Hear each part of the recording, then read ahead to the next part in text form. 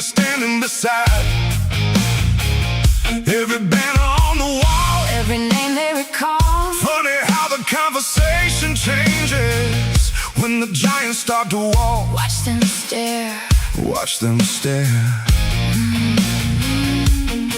No luck, no favors, no accidents here. We run this town. Run this town. Every road, every round.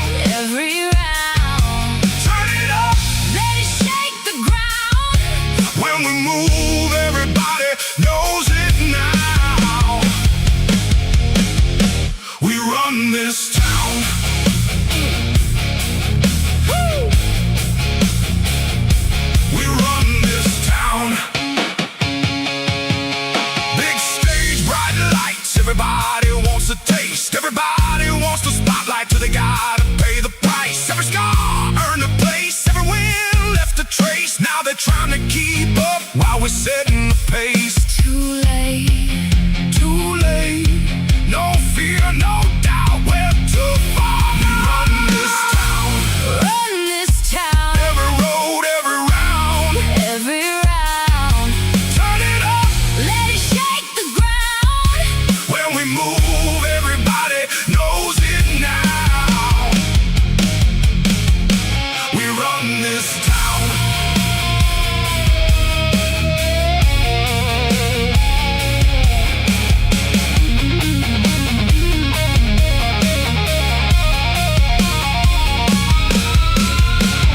You can take your shot, You can try your luck.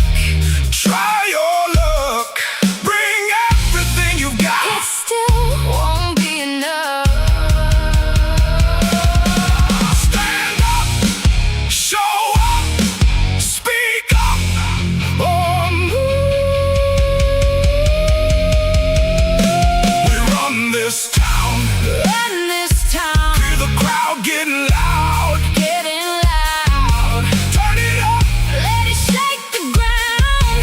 When we move, everybody knows it now. We run this town. Woo! We run this town. You hear that? That's what winning sounds like.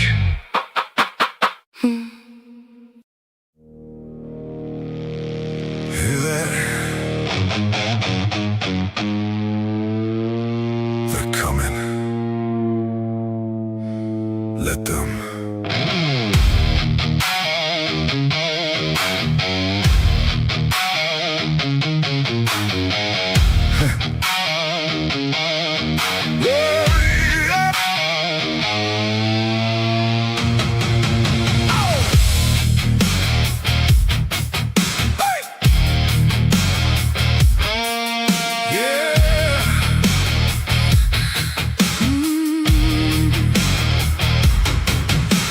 Everybody sees the spotlight. Everybody wants a piece. Everybody loves the story till the story asks for blood and sweat. They see the win, they see the stage. They don't see the years it takes. They don't know. They don't know what it takes. Long roads, hard miles. Still standing. Still standing after all this time. They want in, They want in. but they don't know where we've been. Where we've been. They want gold, they want glory. They don't know the whole They story. want in. Too late. We already live here.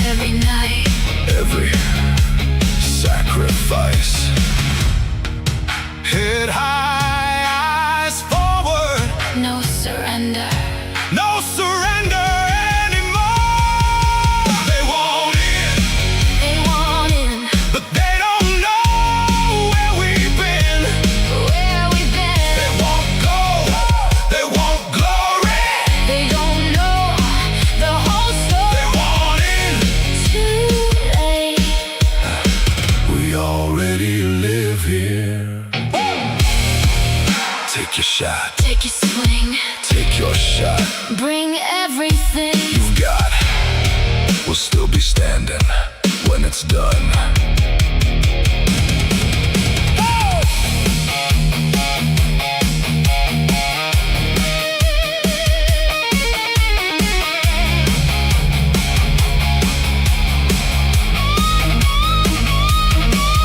No shortcuts.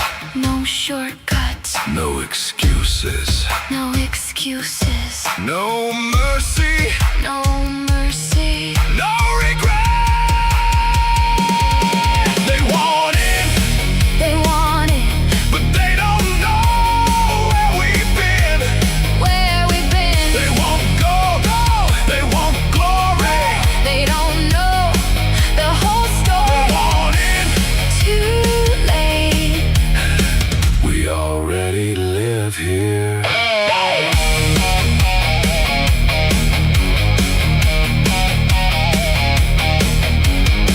Everybody wants the view. Until they climb the mountain.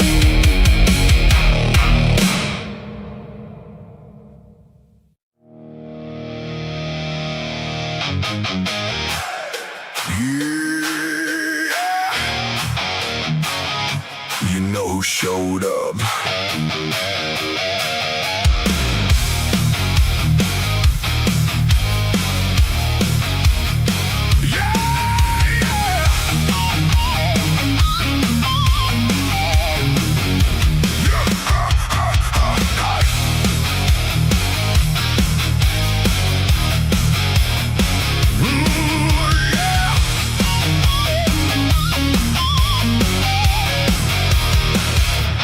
Everybody talks when the lights are low. Everybody's got a plan till it's time to go. Everybody wants a shot at the headline name till they get too close to the flame. We don't show up looking for permission. We don't wait around for somebody's decision. Came too far, got too much at stake. And kings don't ask, kings take. You can feel it in the room. Something's about to break. We're bad for business, bad for the competition. Every time we show up, everybody pays attention. Bad for business, bad for your predictions. You can bet against us, but that's your bad decision.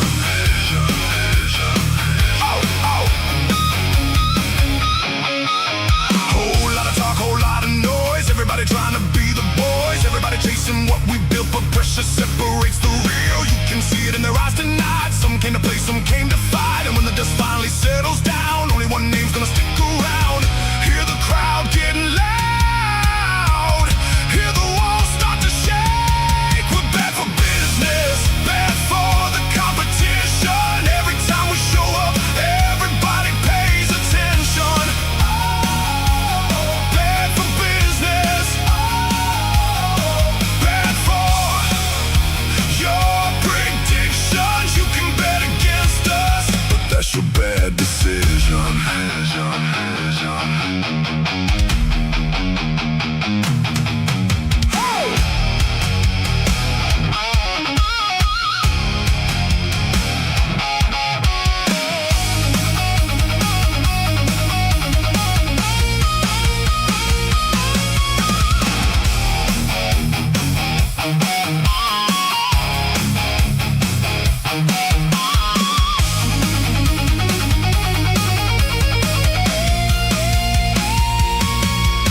No shortcuts, no luck, no handouts, no love, just work, just scars, just everything that got us this far. We're bad for business, bad for the competition. Every time we show up, everybody pays attention. Bad for business, bad for your predictions. You can bet against us, but that's that's your bad decision.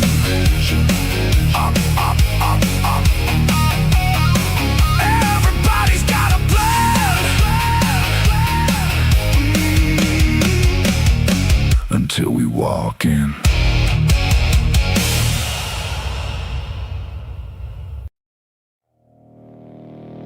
You're looking for a seat? Wrong place.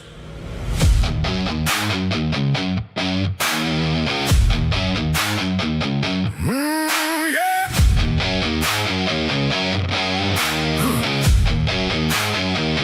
Everybody wants a view. Everybody wants the crown. Funny how they show up now when we're the ones holding it down. They see the banner, see the lights, think they're ready for the fight, but they don't know the price. Long roads, cold nights, build this one brick at a time. No vacancy, the throne is occupied. No vacancy, you came too late this time. No vacancy, read the warning sign. No vacancy, this kingdom's mine.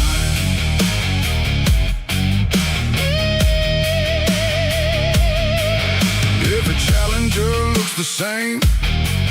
Big talk and a borrowed name. They want the glory, want the fame, but they don't want the weight. Every scar behind these walls, every rise after every fall. This ain't luck, this is what greatness costs. Stand back, look close, see exactly who runs the show.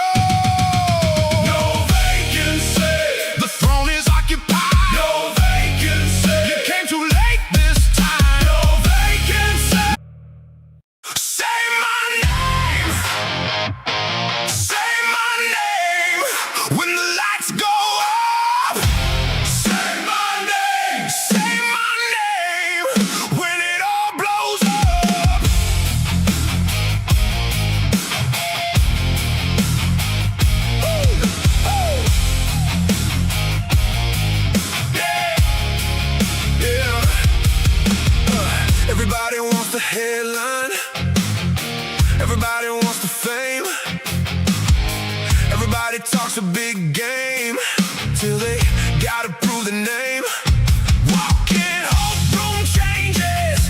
Whole crowd starts looking our way. They don't gotta like it, they already know who we are. Look alive, we're about to take over. Say my name, say my name, say my name. When the lights go on, say my name, say my name. When it all blows up, no apologies, no excuses, no second place. Just remember who did it. Say my name. Hey, hey, hey, hey, hey, hey. Feel different, move different. Pressure doesn't hit the same. Everybody wants the spotlight. We became the spotlight. Big stage, big noise, big dreams getting destroyed. One by one they figure out why we're the team they talk about. Head high, game face, everybody knows the name. Say my name, say my name, say my name. When the lights go up, say my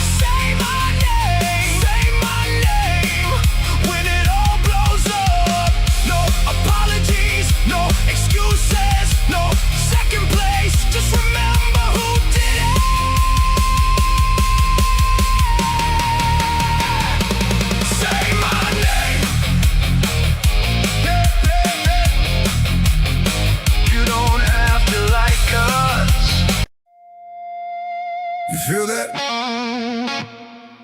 That's pressure. No. That's us.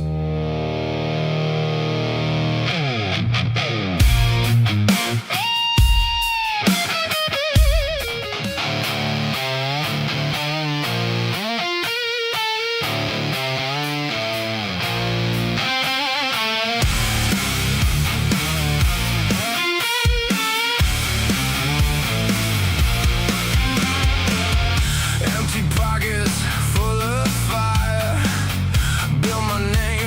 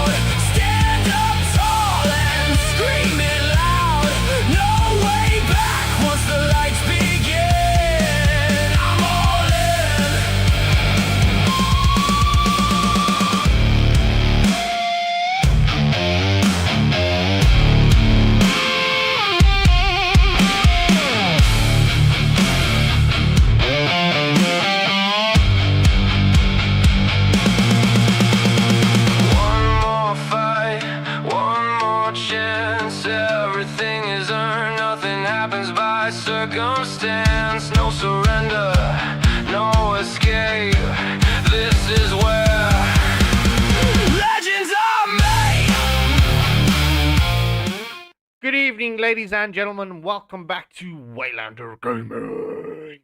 I can't help but just do that.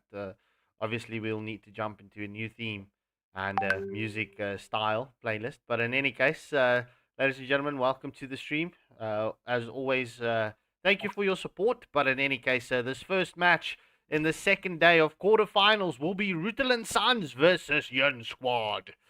And just as I said, good luck and have fun to both teams. Mahaba left the lobby. GG's.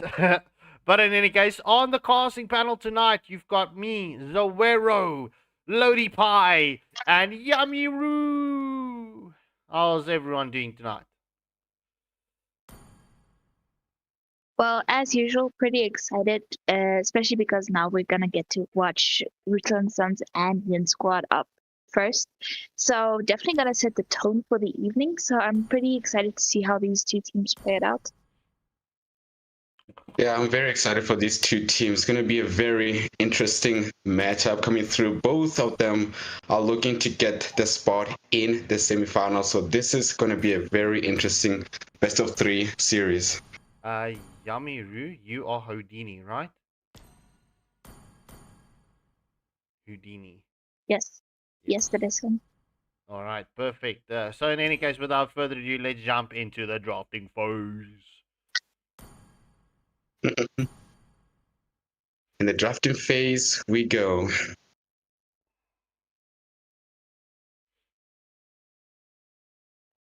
All right. Okay, it's going to be Rutilant Suns versus Yin Squad in this best of three series. One thing is for certain, Yin Squad was subject to face up against Sin Dynasty. However, Sin Dynasty was having, for some reasons, decided to forfeit, allowing Yin Squad to advance to this quarterfinals. And for Rutilant Suns, previously they defeated Purgatory Guild to also take the spot in this quarterfinal matchup.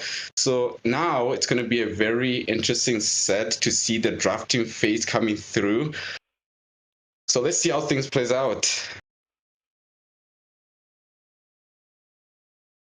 Definitely agreed. As we also see the Freya getting banned up first, as well, along with the Marcel. So definitely the heroes that we have seen a lot banned a lot between these teams here in the top quarterfinals.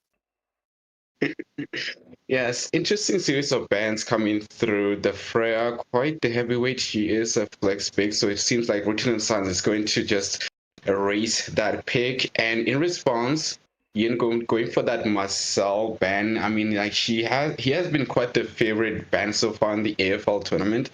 However, with the meta shifting, we have seen quite the heavyweights, such as the Atlas and the Belleric, quite the very dominant picks so far especially in the MSC at East WC in Paris. Now here it seems like we're gonna keep things just a bit normal. I'm seeing the Leomod getting banned out with the mix of as well with Freya as well. I'm thinking this could just very well just amount to being respect ban, especially that Herrera ban coming through as well.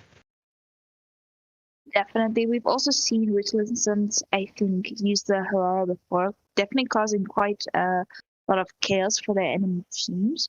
And because with the Herrera, if she manages to snowball early enough, she can cause so much late game late game damage as you go further into the game. So with that, if she goes in for the tower dives, any of the invades, it's going to be really difficult to deal with her. Yeah, that's a very true. I mean, so far in Rutilant Sun is quite the powerhouse. Like they are a very strong squad in of itself. And Yin, like we did see some improvement with Yin squad really taking out Immortal Order back in the round of 32. So this is gonna be a very interesting ban. Well, I do see the bans coming through, the ones I mentioned, Atlas as well with Belleric. This kind of opens up Minotaur as a very good pick, but that depends on what kind of XP they want to go through. I mean, we do see Paquito is open right now. The Paquito is open. We've also seen that if some of these bans are taken down, then they'll usually go for a Eudora, a Gord, or even a Paquito. True enough. I mean, like just now, Rutilant Science is really trying to make those calculations in. If they go for the Paquito, they will sacrifice the Eudora to Yin Squad if they are interested with that. Oh, now they're gonna log on to the Eudora. This could prompt Yin Squad to maybe go for Paquito, but that is a dangerous pick because like Rutilant Sons will respond with an Esmeralda pick, 100%. So let's see what kind of response is Yin Squad gonna go for. Ooh. Unless they Oh. go for Esmeralda, XP, and the Paquito into the jungle. Yeah, that's a very good idea there because like Esmeralda is quite the heavyweight in the XP lane. We did see in yesterday's match, Blaze was quite the on a rampage with the Esmeralda in, and ooh, just as you made that assessment, we do see the Paquito in the jungle as well with Esmeralda on the XP lane. Interesting opening coming from Yin Squad. That is already giving a lot of sustain and damage to the side of Yin Squad. Although now we have the Earth open for Rutilant Sons to just counter the Esmeralda and the XP lane, unless she might be going for the off pick and go into the roam. Not usually very likely. But this True, does leave a few other picks. Yeah? I mean, so far in, I do get your idea. The Dairoth could go well against the Esmeralda. However, they have to consider sustainability to be in the presence, and we do see the Minotaur getting picked up. So kind of disallowing Yin Squad because I'm guessing they were gonna go for the Minotaur. So this is Rutilant Sons really just picking up the Minotaur because that could have gone well for Esmeralda if Yin Squad decided to go with the Minotaur pick. So interesting opening so far. We haven't seen the jungler getting exposed for Rutilant Sons. So they kind of just going for the soft picks coming through. Very interesting yet. So I'm kind of interested to see what kind of response is Rai gonna go for. Although, what do you think about this Melissa pick? Because Melissa would be nice when it comes to the Esmeralda tower dives, but her ultimate isn't too useful with the Paquito because Paquito's gonna wait until she uses that ult and then just jump in. I'm not so sure on that. I mean, I'm guessing so far in, I can't really make that out. Can't make sense of it.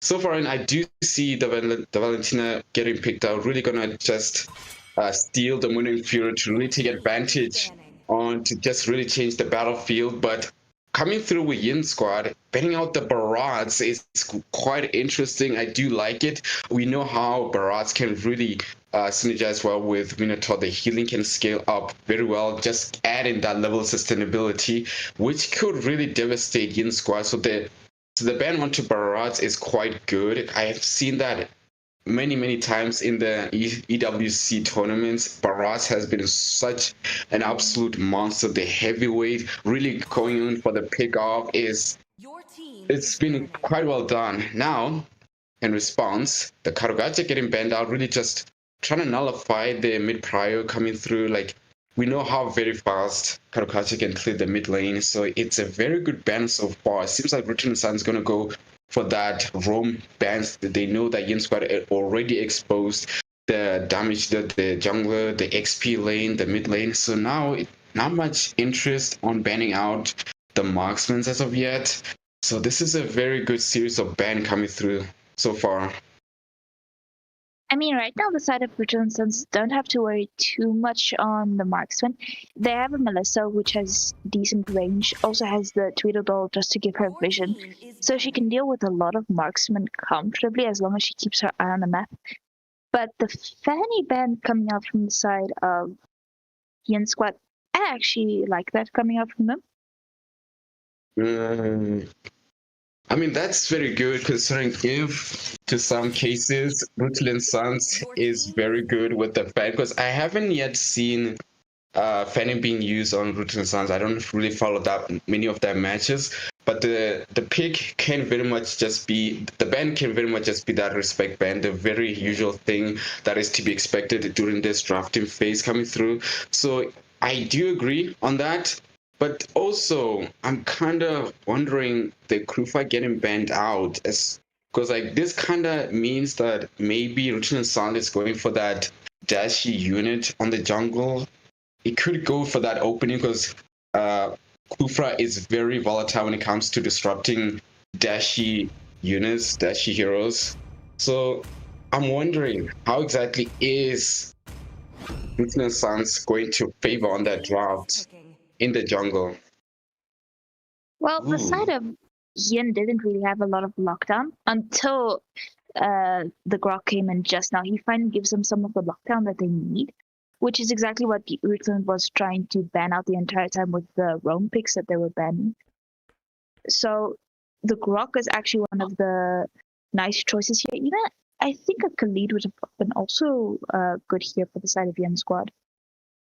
Okay, we do see Super Poppy showing that Harley. I mean, that could give them that uh, backline potential, but it seems that responsibility is going to go for the Dragon.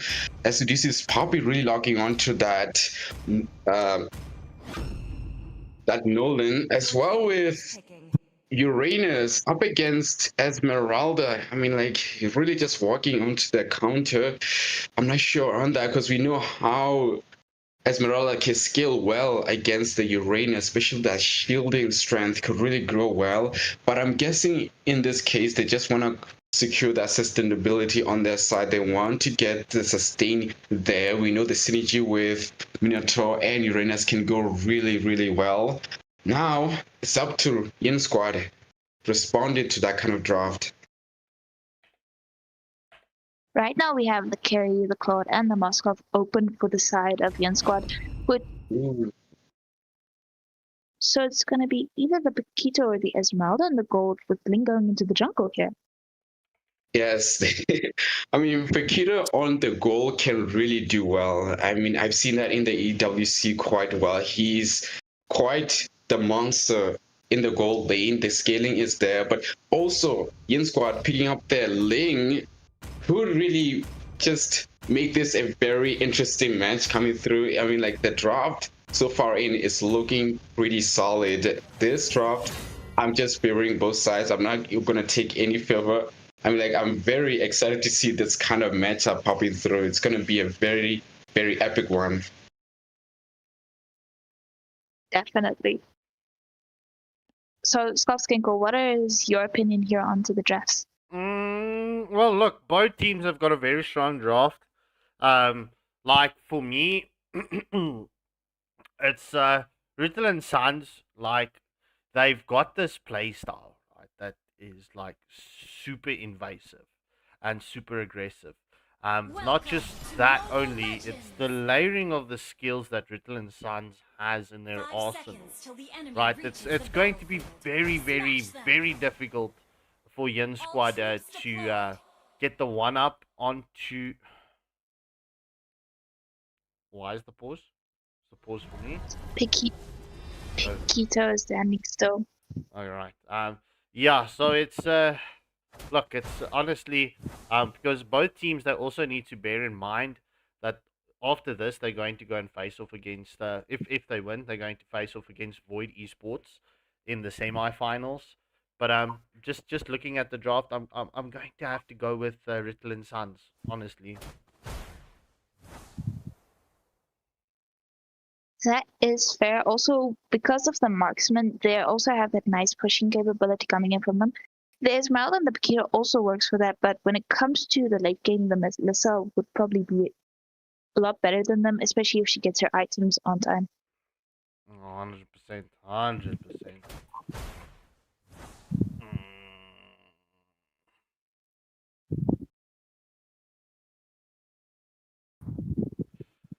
So the Paquito will be back in just a few minutes. Currently just dealing with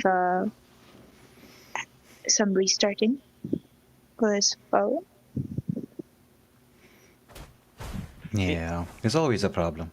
when it comes to internet connection stuff.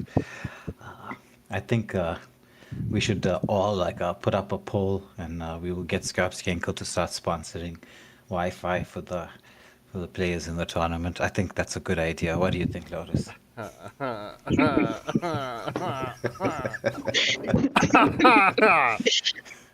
Moving on. Yeah, abruptly moving on right there. um, um, yeah, that's it makes me the way makes me sound like I'm Mr. Bank here. But in any case, look, yeah, I'm very curious to see how Yin squad is going to favor up against Rutilant Sons' front foot aggressive plays. Um, it's yeah. Any case, we do see Brawny taking a lot of damage coming in from kill zone and Mahaba right now. But I can say exactly the same going back. Super poopy with a Nolan. Nolan currently right now is actually a strong jungler because we are back into the assassins meta when it comes to the junglers, and Nolan also received a buff. So I mean. Buff boy. Well, we do love buffs, but here right now, both teams are just really poking each other. I like the fact that no one is really committing to any of these fights too soon, because that's a lot that we saw in the start of the AFL. So all the teams just becoming more and more disciplined throughout the entire tournament is nice to watch. Yeah, agreed. Well, the first turtle of this match will be up in the next 5 seconds. Rutilant Sun's not really going for the jungle invades. Also, didn't really opt for the jungle invades. However, Nolan does pop the fracture as the Link came jumping over. I think a Super Poopy got a fright for his life there with the Link just jumping over the wall. It just jumped over me. Yeah, I think that's how anyone feels. So I think that's also some good advice. Never go to the streets where parkour people are. In any case, first turtle of this match has been started up by Rutilant Sons. We do see Rai try. All right, coming in clutch with the retribution onto the first turtle of this match. First turtle going in favor of Yin squad. It seems like Yin is ready for this matchup. As we do see the tectonic charge does land on 2-2. Super Poopy trying to get the damage done, but the first blood goes to KP as Piquito comes in with the rotation. That's a triple kill going for KP. And this is Yin squad picking up a 3-0 exchange onto Rutilant Sons. Woo! What a quick start. Definitely, and with Yen just being ready for that invade coming in from the side of Rutilant Sons and the beautiful rotation coming in from KP just in time to catch them off. Well, right now, like, Rutilant Sons are the favorites to win this match. But with such a good start coming in from Yin squad, could we potentially be seeing an upset? I mean, that seems to be the plan coming in here from the side of Yen squad, but so far, almost at the 4-minute mark, about a 1.4k gold lead already going into the side of Yen squad as well. Yeah, indeed so. But yeah, KP just doing wonders with that Piquito coming for the early rotations. As we do see, the engagement is currently on to Super Poopy. Super Poopy does need to pop the fracture once again. It's the second turtle away, 30 seconds. As attention gets engaged upon, as Minotaur and Eudora pretty much, and the Melissa takes down the Piquito. There's no jungle really for Super Poopy to invade except for the Healing Lizard, as we do see Rise going to jump through. Or will he commit the Tempest of Blades? Just taking some damage. Tempest of Blades has been committed. Will the Eudora get caught out? As we do see the wall has been committed from the Grok, and Manchester United, question mark, will need to retreat. But with that, they still have enough time to go for this turtle on the side of Yen, also just zoning them out quite nicely, just giving the Ling enough time to go for the farm and come to the turtle in time. Yeah, 100%. We do see kill zone. Right, the Valentina did steal the Minnows Minnow Fury. So, I mean, the Valentina against the Minnow is actually a very good pick because, I mean, that's just going to allow you to counter-engage once more. As we do see the stolen Minnow, and Fury gets committed as Eudora gets the second turtle of the match. Ling into the front line, does get the Nolan taken down. Brawny and Kenshin, and a lot of damage. Will Brawny get scored out as the Tempest of Blades gets committed, but Rai just committing the Tempest of Blades, just shoot a dash out. That is a 1-for-0 exchange going in favor of Yin Squad. However, second turtle did go in favor of Rutilant Suns. Definitely, that was a clutch still coming in from the Eudora, and with the Paquita consistently just rotating to help his team, this gives a lot of advantage side of Yin Squad, mostly in numbers wise. But it seems like there's a rotation coming in here from the side of Yin. Might go to gank this Melissa right now. As we do see the Muddles has been committed, as well as the go away from the Melissa. Just the skills getting baited out there. Muddles getting committed once more. Yeah, it's Paquito just being a slippery customer. Litho going in favor of Super Poopy. Mahaba gets stunned up by the Eudora. Fracture gets committed, but Mahaba is able to escape the harm of Nolan and what he can cause. But look at this Paquito, right? He's waiting in this bush, constantly just waiting for the Melissa to rotate out potentially. Switching positions, just the Melissa never knows where he is. We see that first skill on the Muddles.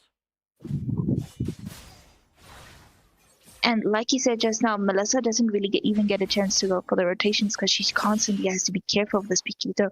So she can't even go to help her team a lot, which does put Rutilant a bit on the back foot during the team fights. Well, let's see. I mean, the Minoan Fury has been stolen once more. Uranus gets stunned up as Kenshin is currently in a lot of hot water. Will we see the follow through onto the Uranus as we do see Brawny with the Minnow trying to get the heals up, but that is Uranus getting taken down. Kill going to kill zone. Nolan getting the damage onto this tier 1 turret, nearly taking the tier 1 turret. Oh, coming in with his first kill. Tempest of Blades has been committed just after the fracture. Nice dodge coming in from right. Tectonic charge slightly off the mark. The Minoan Fury lands on 2-3. Could this be the setup potential currently for Rutilant Suns as Muhaba takes a lot of damage from the Eudora? Third and final turtle has spawned. Who will take it? Will we see another clutch retry coming in? Because both sides, well, not both sides. Eudora took the turtle, the second turtle, but yeah, right, did come in clutch with the first retry. So let's see. Will it be a close retry battle as Super Poopy goes in for the zoning? Does pop the fracture. Does take Ling down. And that is Ling out for the count at this third and final turtle. As while we do see Super Poopy is chased into the base of Yin Squad. Oh, Killzone catches out the Nolan. I mean, very much, what did you expect jumping into the enemy's base as Eudora secures the first or second tier 1 turret in the mid lane? With that, there was no third turtle of the game either, going straight into the Lord right now, but Rutilant Suns also just capitalized and managed to get the tier 1 turret here in the mid lane as well. Yeah, Yin Squad really not focusing onto the objectives. Rutilant Suns, right, even though they are at a kill deficit, the gold isn't that massive. Tectonic charge off the mark. Kenshin does take a lot of damage, but Rutilant Suns prioring objectives, and you know it's not kills that wins the game. It is objectives, because I mean, there you have it. Minion waves already pushing onto the second or onto the tier 2 turrets. Yin Squad, they need to get their discipline in order, due to the fact that, well, they cannot let Rutilant Suns continue pushing objectives, because it's going to get harder and harder. But in any case, we do see Muddles getting committed. First Lord of the match gets taken down. It's Rutilant Suns. We do see the Minoan Fury does land onto Yuchi as Esmeralda gets taken down by the Eudora. The Tempest of Blades onto the back line. Will Ryu be able to get it done? Stay away or go away coming in from Melissa, just keeping the Ling at bay. But Yin Squad on the retreat, taking a lot of damage as Super Poopy takes down the Ling. That's a 2-for-0 exchange and First Lord going in favor of Rutilant Suns. And with that, the side of Rutilant Suns has a lot more advantage. Gold lead as well, finally swinging to their side at about 1.2k gold and they're going to be able to take up at least 2 tier 2 turrets if they play their cards right. Well, I mean, the minion waves are pushing in the bot lane, right? So they have the opportunity to do so. Potentially all 3 tier 2 turrets. As we do see Kenshin zoning out there, Esmeralda, Grok nearly getting taken down by the Melissa, Lord. Oh, Eudora does secure the second tier 2 turret. That is 3 tier 2 turrets getting taken down. Paquito jumping onto the Eudora, onto the back line, but Muddles gets committed, and Melissa picks up a double kill as the Ling and the Paquito gets taken down. Lord just pops that holy shield. Muddles getting committed from the Melissa. Stolen Manon Fury lands onto 3 high, but the fracture coming in from Nolan does take the Valentina down. Mahava, oh, just escaping the Nolan's actual fractures. It wasn't the fractures that took the Valentina down, but in any case, Muddles getting converted once more. Yuichi taking a lot of damage. Melissa is on fire. She's fed, and this could be a game ender. Paquito gets caught, and that's a double kill going to Cotton. A Gigatron 5000, and this is first match going in favor of Rutilant. That was seriously well played coming up from the side of Rutilant Sons, especially when they just committed to this inhibitor turret here in the mid lane. Just as the Lord was about to charge into the mid lane, the Grok through as well managed to keep the minions safe from the Holy Shield bursting, so they could go into that turret, manage to take it out, and even go for the base as well. Now, while Killzone picking up the MVP with the Valentina, and Cotton picking up the MVP of this first match with the Melissa. Alright, ladies and gentlemen, let me just quickly swap everything around so that we can jump in to the second match. This is Rutilant Sons having match point advantage right now.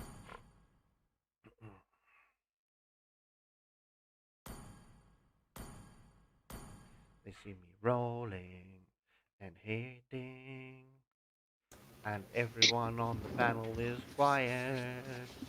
They're doing me dirty. Doing me dirty.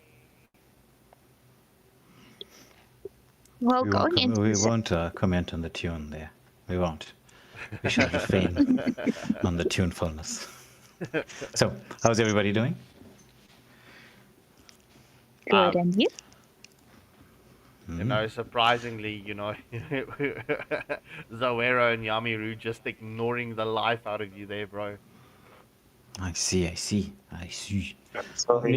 Maybe they're in shock with the performance that has been happening so far. Hello, Hi, Yami. How are you doing? I'm doing great. And you? I can't complain. Got to watch the first game for once. It was early game versus late game. Yin did start off with a decent amount of early game pressure, but the moment that Melissa came online, it was like, woof. The damage output from Cotton was a bit too hot to handle. And I mean, Melissa, to a certain degree, can counter Ling simply because of the go away. You can't just jump in and go in Tempest of Blades all crazy. It's a bit of a problem. But into game number 2. It is Rutilant Sons with first blood in this best of 3 matchup. They have second pick in this particular game. And will this affect how they're going in for their drafting? I did like their drafting. It was fairly well balanced. Will we see the side of Yin's squad decide to go in with that early game drafting again? Maybe be a little bit more aggressive with it if they do? Well, the biggest thing that put them in the back foot the previous match was they were amazing when it came to the kills, the team fights, even some of the objectives that they managed to take. But then they started focusing more on the kills and team fights and less on the objectives. So if they go for the early game, they'll want to focus the objectives and the turrets immediately. Yeah, because there's a sort of like a shelf life when it comes to this early game drafts. I mean, I do love the early game drafts, but they have an expiry time. Once you get beyond the 12-minute mark, heading especially closer towards the 14-minute mark, then things change around quite quickly. And speaking of early game heroes, Freya seems to be very much back in the meta on the gold lane once more. Kind of a strange thing. She's there, she's not there, she's there again. But Marcel is always there. Marcel, permaban. Your team is banned. Also, with the Eudora getting banned out, she's been getting very popular in the banning phase these days. But we did see a lot of the damage that she managed to give in the first match as well. So, pretty valid ban. Yeah. It's like the update sort of breathed new life into this hero. Eudora is so strong at this moment in time. She's, I think, heading into the realms of must pick, must ban. The reason she's back, right, is we've headed back into, as I've been saying over the last few days, we're back towards that 2023 meta. It's a lot of assassin jungles and that particular style of play. And, well, there's very few assassins who can actually deal with a Eudora. True, and they always have to constantly be checking the bushes and making sure if they do have CC immune skills to always keep that timing perfect. But the Paquito ban, I'm actually liking. We also saw how much chaos he created in the previous match, so just taking them out right now, as we are also once again into the Broken Walls map. Yeah, he's being flexed quite a bit onto the gold lane because you're picking him up early and at the start of the previous meta, it was so difficult to figure out what to do with this Paquito until the Kaja plays came in, the Esmeralda picks came through, and so Paquito XP lane was so dominant. Now, teams that do pick up Paquito early on, they do so because it's now a proper or a very decent flex pick. So it's like, okay, I pick Paquito, you pick Esmeralda. All right, I know you're going to counter me, so I'm just going to flex the Paquito into the gold lane because he does well there as well. Definitely, as we also saw the previous match when he was going against the Melissa. And it's so difficult for any marksman to deal with him because you're constantly worried he's going to be in a bush trying to pick you off at any moment. Yeah. Positionals have to be on point when there's a Paquito. Now, Rai locking onto one of the most picked heroes in the EWC so far. Hirara combining with so many different like roamers and mid laners is such a fantastic pick. Though the counter to Hirara, or at least I wouldn't say a hard counter, I'd say a soft counter to Hirara is the Belleric. So anything that's going to provide some amount of CC effects that huge AoE CC effects. She has that opportunity to immune everything, and then if Belleric times that Wrath of Dryas properly, he's going to be able to get the lockdown at just the right moment you need because she's kind of squishy. Yeah, that is true. And like we mentioned before, she's really one of those that you want to scale up pretty early into the game. So if she tries to go for the invades the Belleric, and the Uranus would be pretty good for when it comes to zoning and just protecting their jungler's jungle. Yeah. They are. Though the mobility factor from the side of Uranus is not quite there. And that can be taken advantage of if you're going to go for a pick that has a little bit of mobility. Because he's not like a hero that can zone anybody away from the wave. He does do a bit of damage, but it's not enough to zone anybody. It would be nice to pick up a Benny if you're going on the side of Yin, so that you get that extra bit of rotation potential. But looks like they're deciding to go for something that could be used as somewhat of a tank killer in the Lucas. And, well, something that's definitely used to deal with tanks with the Lilia pick coming through.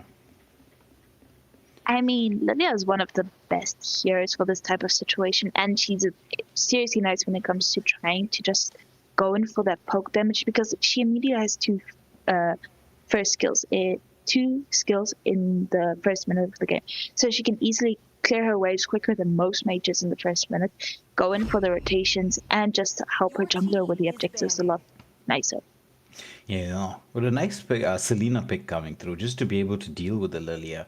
Because Lilia is going to be a frontline mage. She likes to get into your face and cause chaos. The Abyssal Arrow is going to make her think twice. The same with Lucas as well. We know that Lucas is susceptible to CC effects. Granted, Wrath of Dryads is there and can provide that certain degree of CC. But Selena's Abyssal Arrow is going to be the real problem for him. Now, I'm loving this next phase of banning, at least the start of it from the side of Rutilant Sons, knowing that with a Lilia, she needs to have a proper front line with her. They banned out the Minnow, which is a pretty solid ban, because he's doing quite well. I'm thinking possibly the Hylos ban coming through next for the side of Rutilant Sons, because the Hylos Lilia combination works really well. Both of them provide that extra bit of slow that, I mean, you already have slow frontliners. Beleric and Uranus are not the quickest. If you're going to throw that in there, that extra slow that comes in from Hylos, and especially with his tankiness, and you're giving the extra movement speed to Lilia, it can just cause the front line not to be able to do what they want to do. That slow down, not being able to regen and get the pokes in. So Hylos should be a prio ban for the side of Rutilant Sons.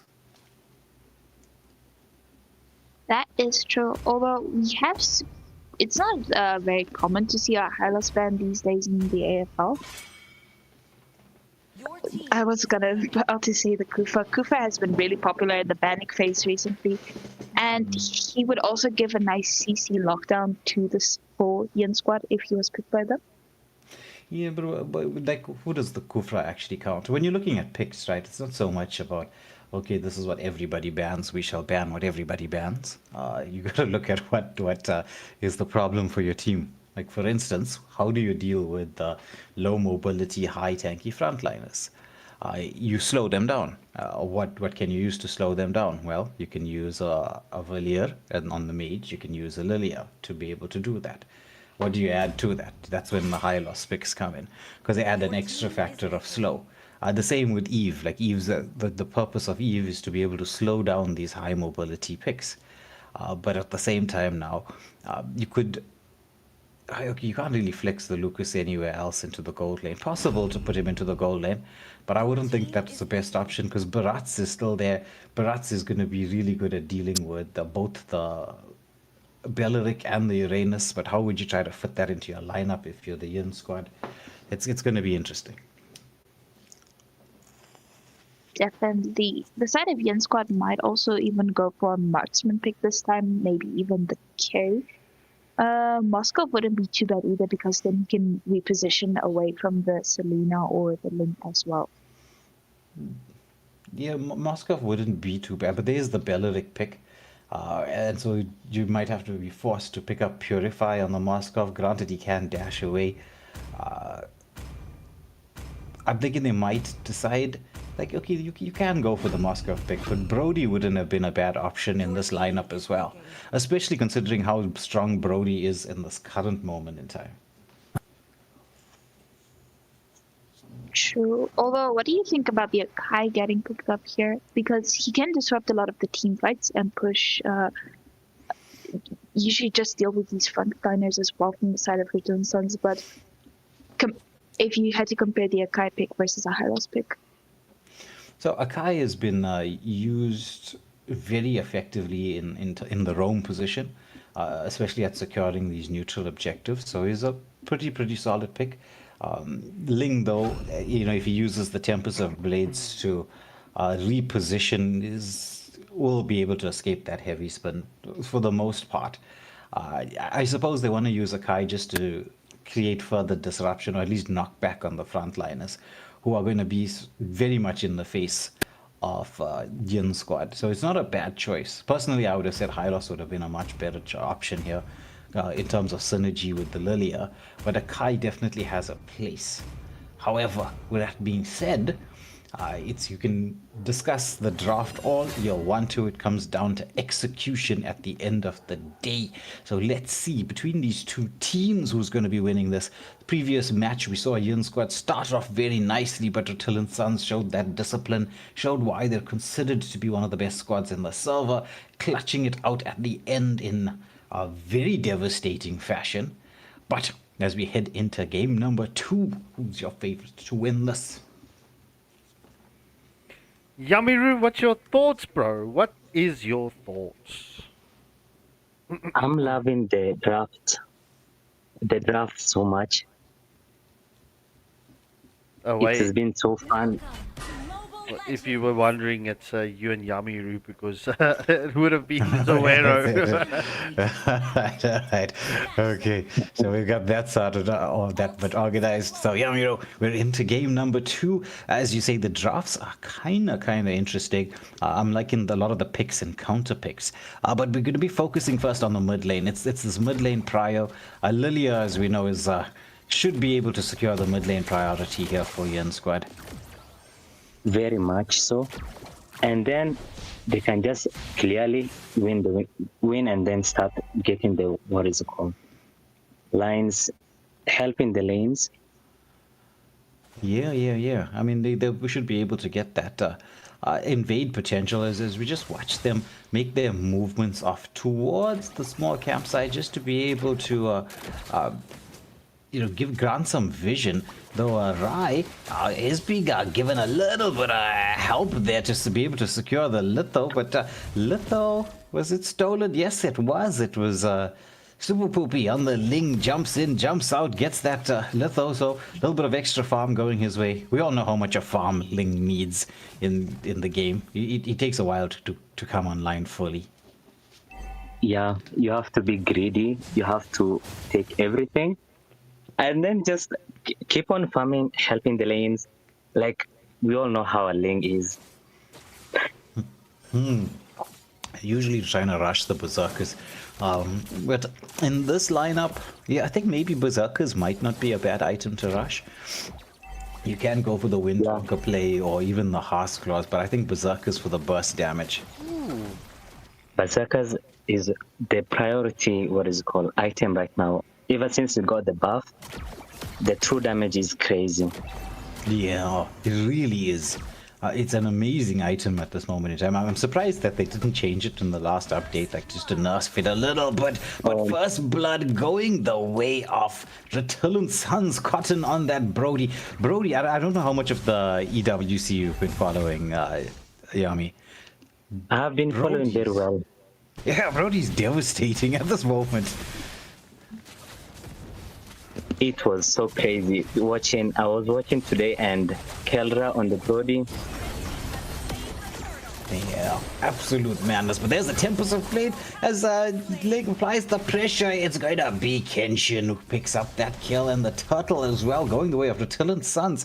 They're using this combination here of Uranus, Belleric, and Selena to great effect. The Tempest of Blades well-timed. Mahaba didn't have that heavy spin just yet to be able to, provide that extra layer for Hirara to be able to contest for that neutrals. And I mean, Hirara, she's a hero that needs a little bit of a snowball at the start. Yes. She needs.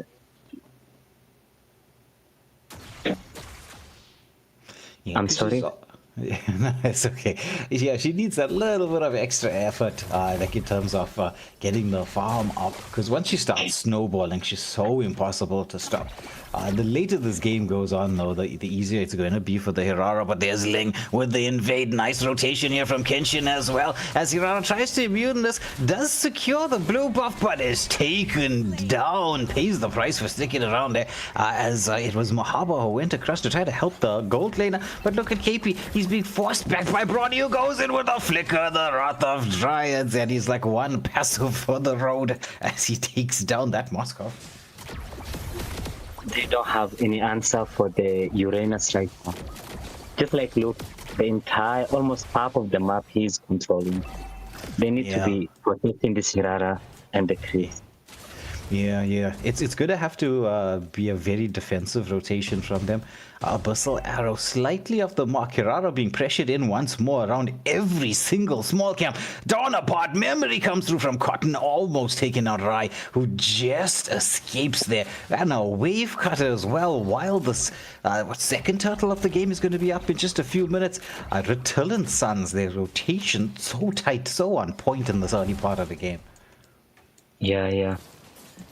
It's gonna be hard to contest for the objectives, especially since they have a Uranus. They don't have an answer for that one. Uranus is he's so difficult to deal with. You need to be able to get the KP to pick up the full Holy Trinity on the Moskov in order to be able to deal with Uranus. Right now, as you're saying, right, he's lane cutting to his heart's content. Meanwhile, the rest of the team are just giving Brody the space to farm out. This could potentially be the first turret of the game. Cotton locks on, and that's going to be some map control going the way of the Rutilant Suns while the engagement happens around the blue buff once more. Did they manage to steal it? Now Uranus Kenshin, he's being chased down, but the Revitalize gives him a second life. Ling into the backline. He jumps in, holding onto the Tempest of Blade with the heavy spin, forcing that front line, the heavy front line. The big artilleries, they're coming through. Abyssal Arrow. Kenshin picks up another kill. Pressure being applied. Torn apart. Memory comes through from Cotton. Oh, but they clear that last minion kill zone, keeping the mid lane turret safe, but there's another wave coming, and Kenshin on this Uranus, he's unkillable right now. He's like an immortal god in this gold lane, in this XP lane. They can't really do anything much, and have you realized the Selena stance as well? The Selena traps so much map control, so much vision. Yeah, that's the thing. There is, with Selena, her biggest skill is not even the Abyssal Arrows. Like, the Abyssal Arrows I mean, they work very nicely, especially when you have frontliners like Uranus, like the Belleric. But the vision she provides, I mean, look at this. There's like a trap right here in between the tier 1 and tier 2 turrets. You have all the vision in the world. All the vision. And vision is the name of the game. They should just try to hold out and give the farm to the Moscow. Yeah, they should. But it's going to be difficult to be able to do it, especially with the Ling and Super Poopy, as you can see, already on a killing spree, 302. He's picked up the Berserkers. He's got the extra sustain to deal with the Moskov, with the Haas Claws as his second item. Map control is in there. I mean, like, Moskov is split pushing, which is what you expect from a Moskov. But with a Ling around, I mean, he's just going to be able to get... You just look at this, right? Moskov goes in. There's Ling. He's got the chase on. He uses the Tempest of Blade. He wants to try to get onto KP, staying away from the wall so he doesn't get landed on with that stun, and then just it's a mega kill. It's so hard to split push when a Ling's around. Yeah. That's one of the things you clearly need to consider before pushing. Your team has to secure the, what is it called? The bushes for you, the river control. There is nothing else you can do. They've been forced into their base. Yeah, and it's really difficult for them to try to get out. It's already 2 pickups across the map. Make that 3. Third turtle is up, but Rutilant Suns showing that discipline to be able to allow the third turtle to turn into the Lord. Quite a deliberate strategy from them, especially considering no Holy Shield in the mid lane. And a pressure being applied. Brody just hard focusing onto the turret. He's going to be forced back a little bit because they do have a decent amount of wave clear with the Moskov and the Lilia. But oh my goodness, the torn apart memory just deleting a Kai. That's a Brody for you. Like, there is nothing else that you can do unless you try to run him down 5-man, all of you together. Yeah. Now, the Rutilant Suns, the Abyssal Arrow on point as the Tempest of Blades lands into the backline. Moscow with the pushback. They finally get the shutdown onto Ling. He was just being too pesky and picking off everybody. So that's no Ling for this base siege coming through. The side of Rutilant Suns, they have got 1 foot in the semifinals with this setup right now. Can they get this over the finish line? They've got the gold advantage. It's 8k, making that close to actually about 9k at this moment in time. The stuns are in here. KP trying to do something, is forcing everybody back. The Wrath of Dryas has been committed, but the base is cracked open. Hirara immune to the damage coming in, but Kenshin, he's, like we said, he's like almost immortal right now. He's in there taking turret damage and everything. They do manage to get another pickup as Kenshin, he survives through all of this. He's still got that revitalized Abyssal Arrow almost catching out Rai as a Cotton locks onto the base. Moskov trying to delete the waves. They want to force Moskov back as Kenshin, he's the one focusing in there, but he's quite low. But he does get the kill. How does he get the kill? What madness is this? As there is one more tier 3 turret that can be taken down. Cotton clearing those waves, allowing the final minions to come through, but it's just 1 minion. Will they be able to secure this with this head? There's the Tempest of Blades, the knock up into the backline, heavy spin, but Super Poopy with the fast fingers manages to get away. And I think it's time to back off a little bit for Rutilant Sons. So much pressure being placed on, what is it called? On Yin squad right now. Yeah. I think this is maybe in the next minute with one more Lord, it might be over. They've just got like I think a little bit of health left on the tier 3 turrets. Yeah, I think this is over. They don't have any answer. They don't have any farm to do anything right now. Yeah, Tempest of Blades once more into the backline. Super Poopy should pay the price for this, but there is once more the opportunity to lock onto the Nexus. Locust just forcing everybody back. He goes into the beast form. He commits to unleash the beast, but there's the abyssal arrow just to seal him into position. Cotton with the reposition heavy spin being used to force the minions away, but that's 4 taken down. It's only Mahaba. He's taunted back. It's a double for Cotton, and that is all she wrote. As Rutilant Sons march off to face Void Esports in the semi-final match come tomorrow night. Oh, GG's well played to Rutilant Sons. Yeah, well, look, GG's to Yin Squad for reaching this far. I mean, it's no small feat, but in any case, unfortunately, Yin Squad gets backed and sent back home. And Kenshin picking up the MVP with that Uranus. I mean, 4-0 and 12, not a bad or a small feat for a Uranus. But in any case, ladies and gentlemen, we're going to get that pause screen up and running for you whilst we set the next lobby and get the teams in and ready. Please hit that like, share, and subscribe button.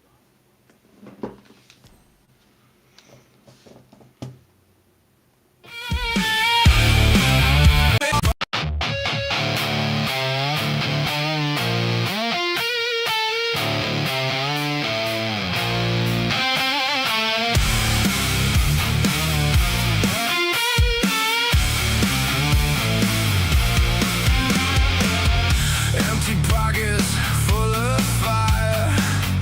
Build my name through the razor wire. Same old doubters, same old lies. Now they watch with open eyes.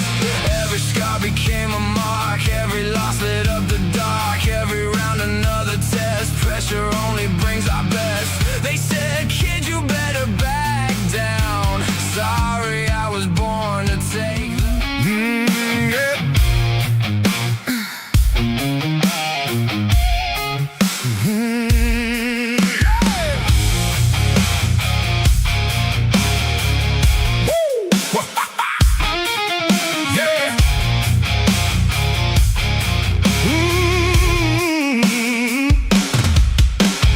Walking slow, watch the room go quiet. Everybody talking big till they see who they're standing beside. Every banner on the wall, Every name they recall. funny how the conversation changes when the giants start to walk. Watch them stare. Watch them stare. No luck, no favors, no accidents here. We run this town, Run this town. every road, every round. Every round. Turn it up They shake the ground. when we move, everybody knows it now. We run this town.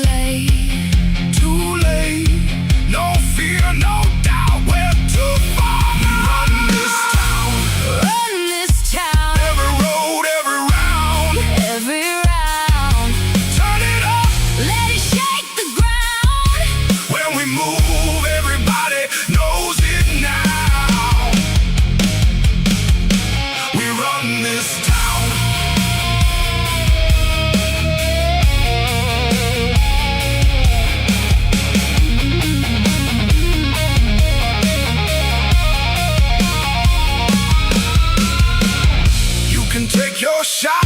You can try your luck. Try your luck. Bring everything you've got. It still won't be enough. Stand up. Show up. Speak up. Or move. We run this town. In this town, Hear the crowd getting loud. getting loud. Turn it up. Let it shake the ground. When we move, everybody knows it now. We run this town. Woo! We run this town. You hear that? That's what winning sounds like.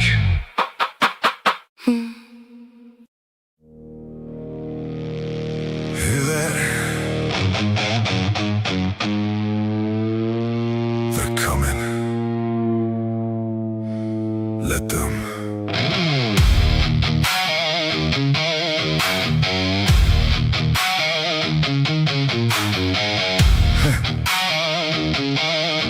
Yeah. Ow. Hey. Yeah.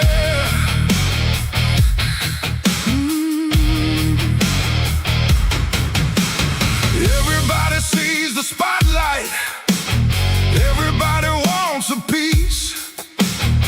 Everybody loves the story till the story asks for blood and sweat.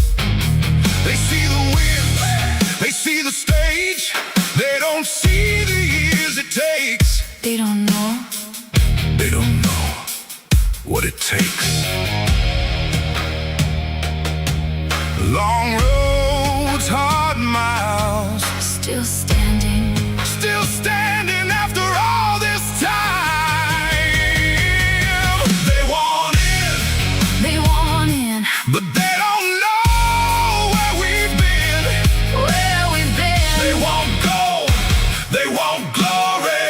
They don't know the whole They story. want in. Too late. We already live here.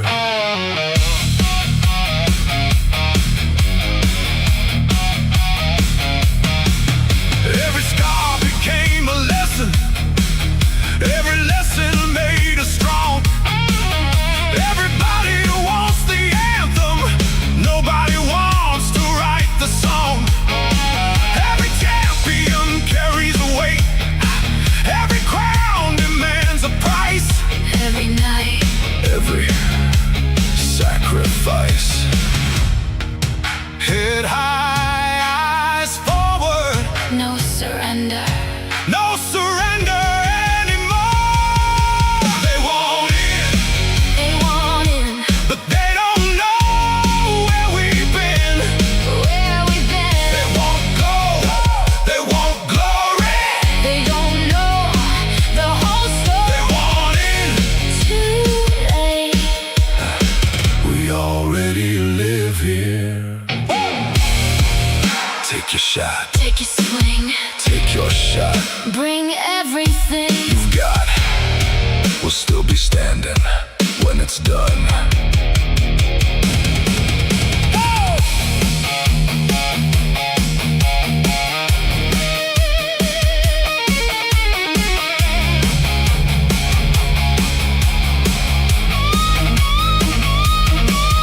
No shortcuts, No shortcuts. no excuses, No excuses. no mercy, No mercy. no regret. They want in, They want it. but they don't know where we've been. Where we've been. They want gold, they want glory. They don't know the whole They story. want in. Too late. We already live here.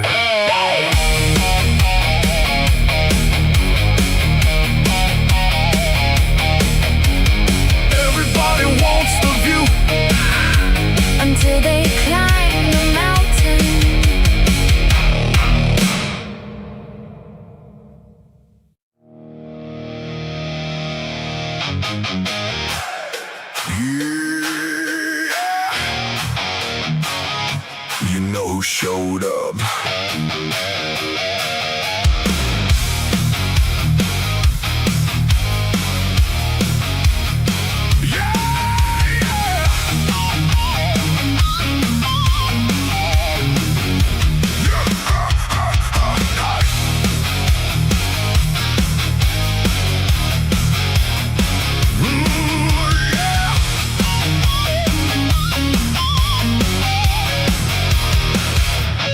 Everybody talks when the lights are low. Everybody's got a plan till it's time to go. Everybody wants a shot at the headline name till they get too close to the flame. We don't show up looking for permission. We don't wait around for somebody's decision. Came too far, got too much at stake. And kings don't ask, kings take. You can feel it in the room. Something's about to break. We're bad for business, bad for the competition. Every time we show up, everybody pays attention. Bad for business, bad for your predictions. You can bet against us, but that's your bad decision.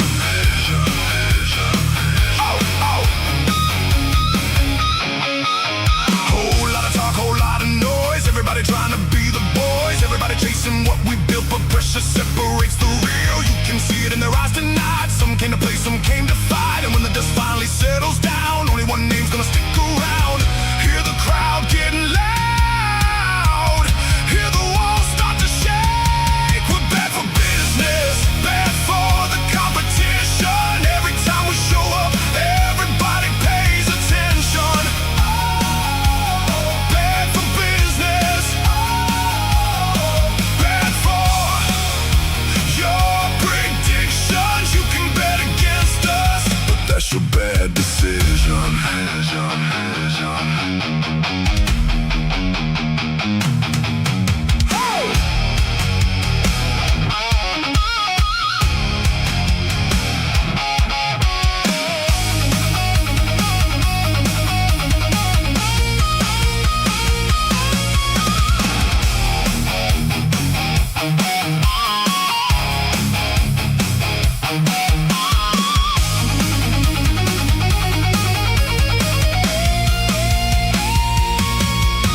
No shortcuts, no luck, no handouts, no love.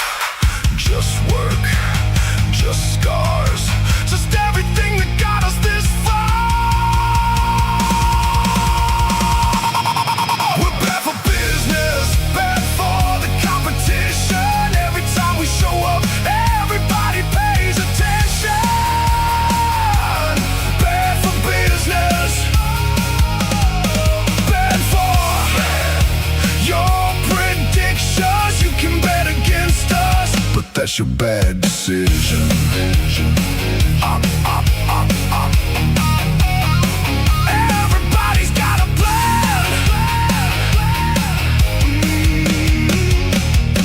Until we walk in.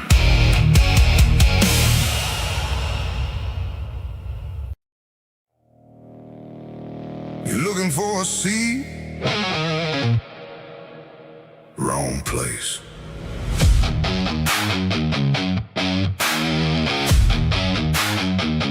Yeah.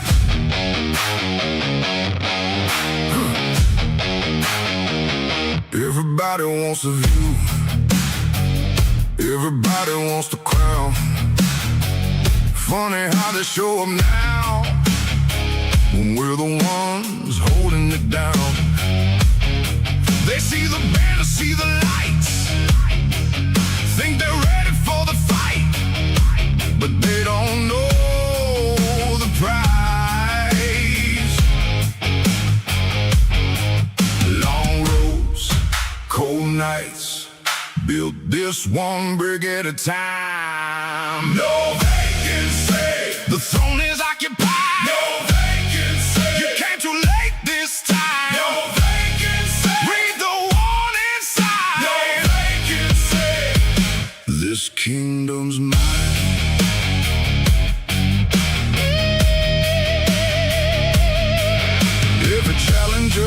same.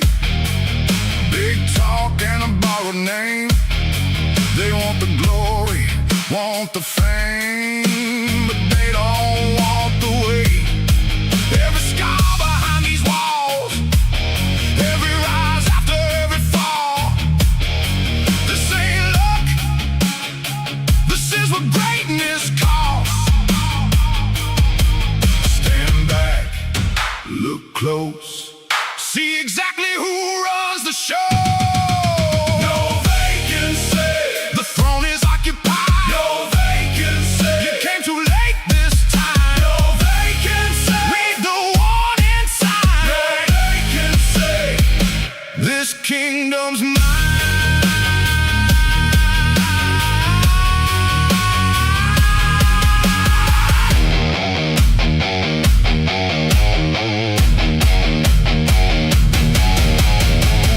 If you want it, take your shot.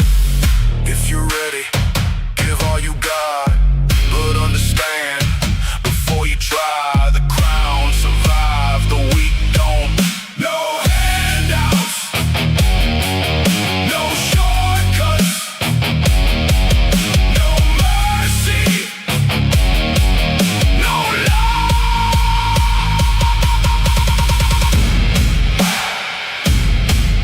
No vacancy, the throne is occupied. No vacancy, hear the crowd tonight. No vacancy, just standing after every fight. No vacancy, we're still alive.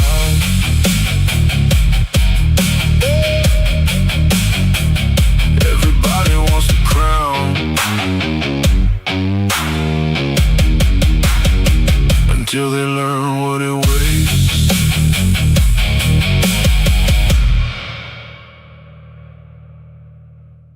Say my name, say my name when the lights go up. Say my name when it all blows up.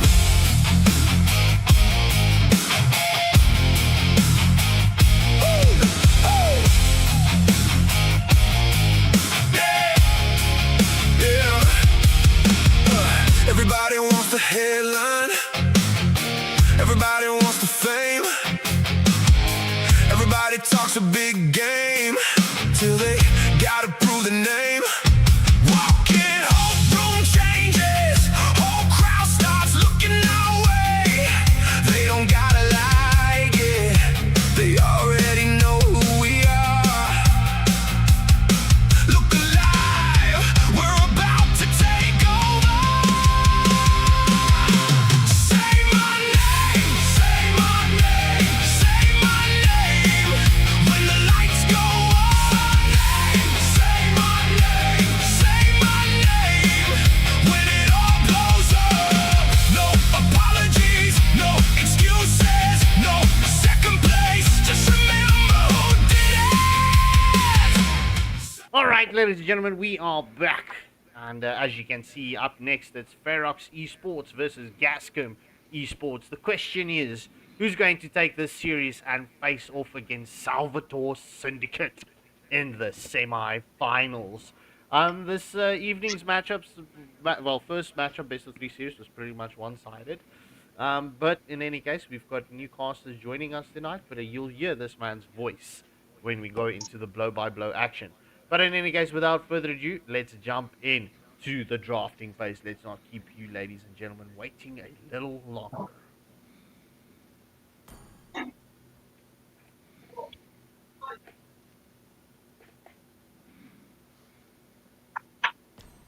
I've got the pen. I've got an apple. Pineapple. So you're ready for school?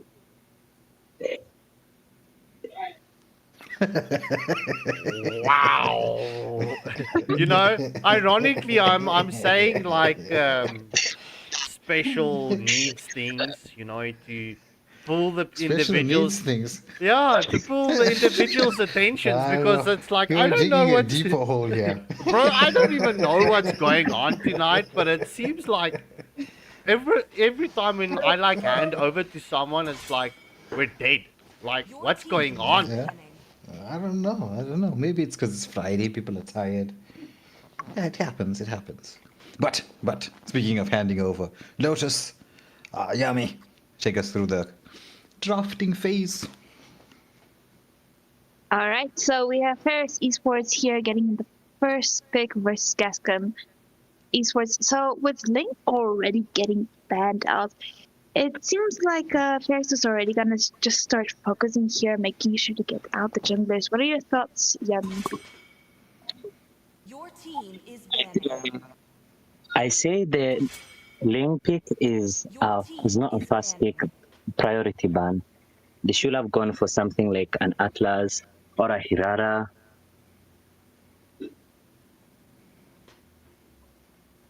Sure, although we have seen Gascom use the Ling a few times, and there were a few times where they even picked it a bit earlier, so I think that's what Ferox wants to prevent. Gord, Guinevere, and Marcel immediately getting banned out in seconds here. So that leaves either the Beleric or the Atlas would be left open here, or even a Paquito and an Esmeralda. These are very popular first picks these days. And also the Hirara. Don't forget what a menace she is right now, currently. So much potential from the Hirara. Especially Xilan, he's a Hirara player. He knows how to play her well. So we need to take that into consideration. Definitely agreed. So I think, who do you think would actually be this last ban that they're gonna go for? Do you think they're gonna focus on this here, Rara? Your team She came out. The Atlas is open. The Beleric is open as well. So it's gonna be interesting to see who these teams are gonna take, because right now they pick one. There's gonna be a ton of golden choices left here for the side of Gascom Esports pick as well. Your team is picking. Oh, the Barats ban. The Barats pick. Perhaps it's interesting first pick to go with right now. Seems like these teams aren't going to go with the usual picks that we have been seeing so far. Masha getting picked up as well. Might be a Masha on the gold lane. They can flex it as well. Your team is picking. Definitely, as we also see the Beleric getting picked up. Spicy Boy gotta be able to go in with the next pick. I don't think they should be picking a marksman too soon right now. Larry B going in with the Lunox. Atlas also getting grabbed up here. That is going to be a nice combo coming out from the side of Ferox Esports, because you have the Fatal Links, the Dead Turner Charge, and also just the Dark and Lightimus ultimates coming from the Lunox. Your team is banning. Yeah. They have so much engage coming from the Barats as well as the Detoners welcome, and also the matching links from the Atlas. But with that, Valentina gets picked up as well. I think they use the perfect time just to pick up this Valentina. She already has two amazing ults to use. Even the Lunox ults would be good for her whenever she needs it right now. Hanabi getting banned out. What are your thoughts on that? She has so much Your team is banning. immunity, so she can escape clearly from the Barats, from the Beleric's ultimate, the Dryads.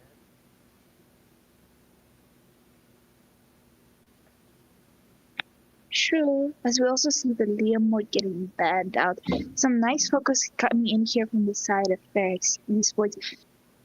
The side of Gascom might be going for... Well, the Brass is still a flex pick here, so Gascom Esports might ban out another jungler here. Yeah. Maybe even the Paquito? Yeah, the Paquito or even the Esmeralda right now. And also the Freya. Your team is banning. Although it seems like they're going focusing here a lot more to the marksman than I expected. Spicy Boy getting the last ban. for this first matchup between Ferox and Gascom Esports, so might be going in for Your YSS team is bet. picking.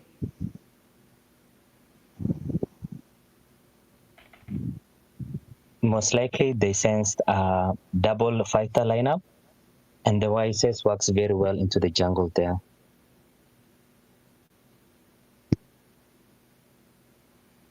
That is definitely true, although still with the Paquito and Esmeralda left open. Paquito getting picked up here, he would be nice to deal with the Lunox. Even Earthel might struggle against him if she doesn't have the position well. Yes.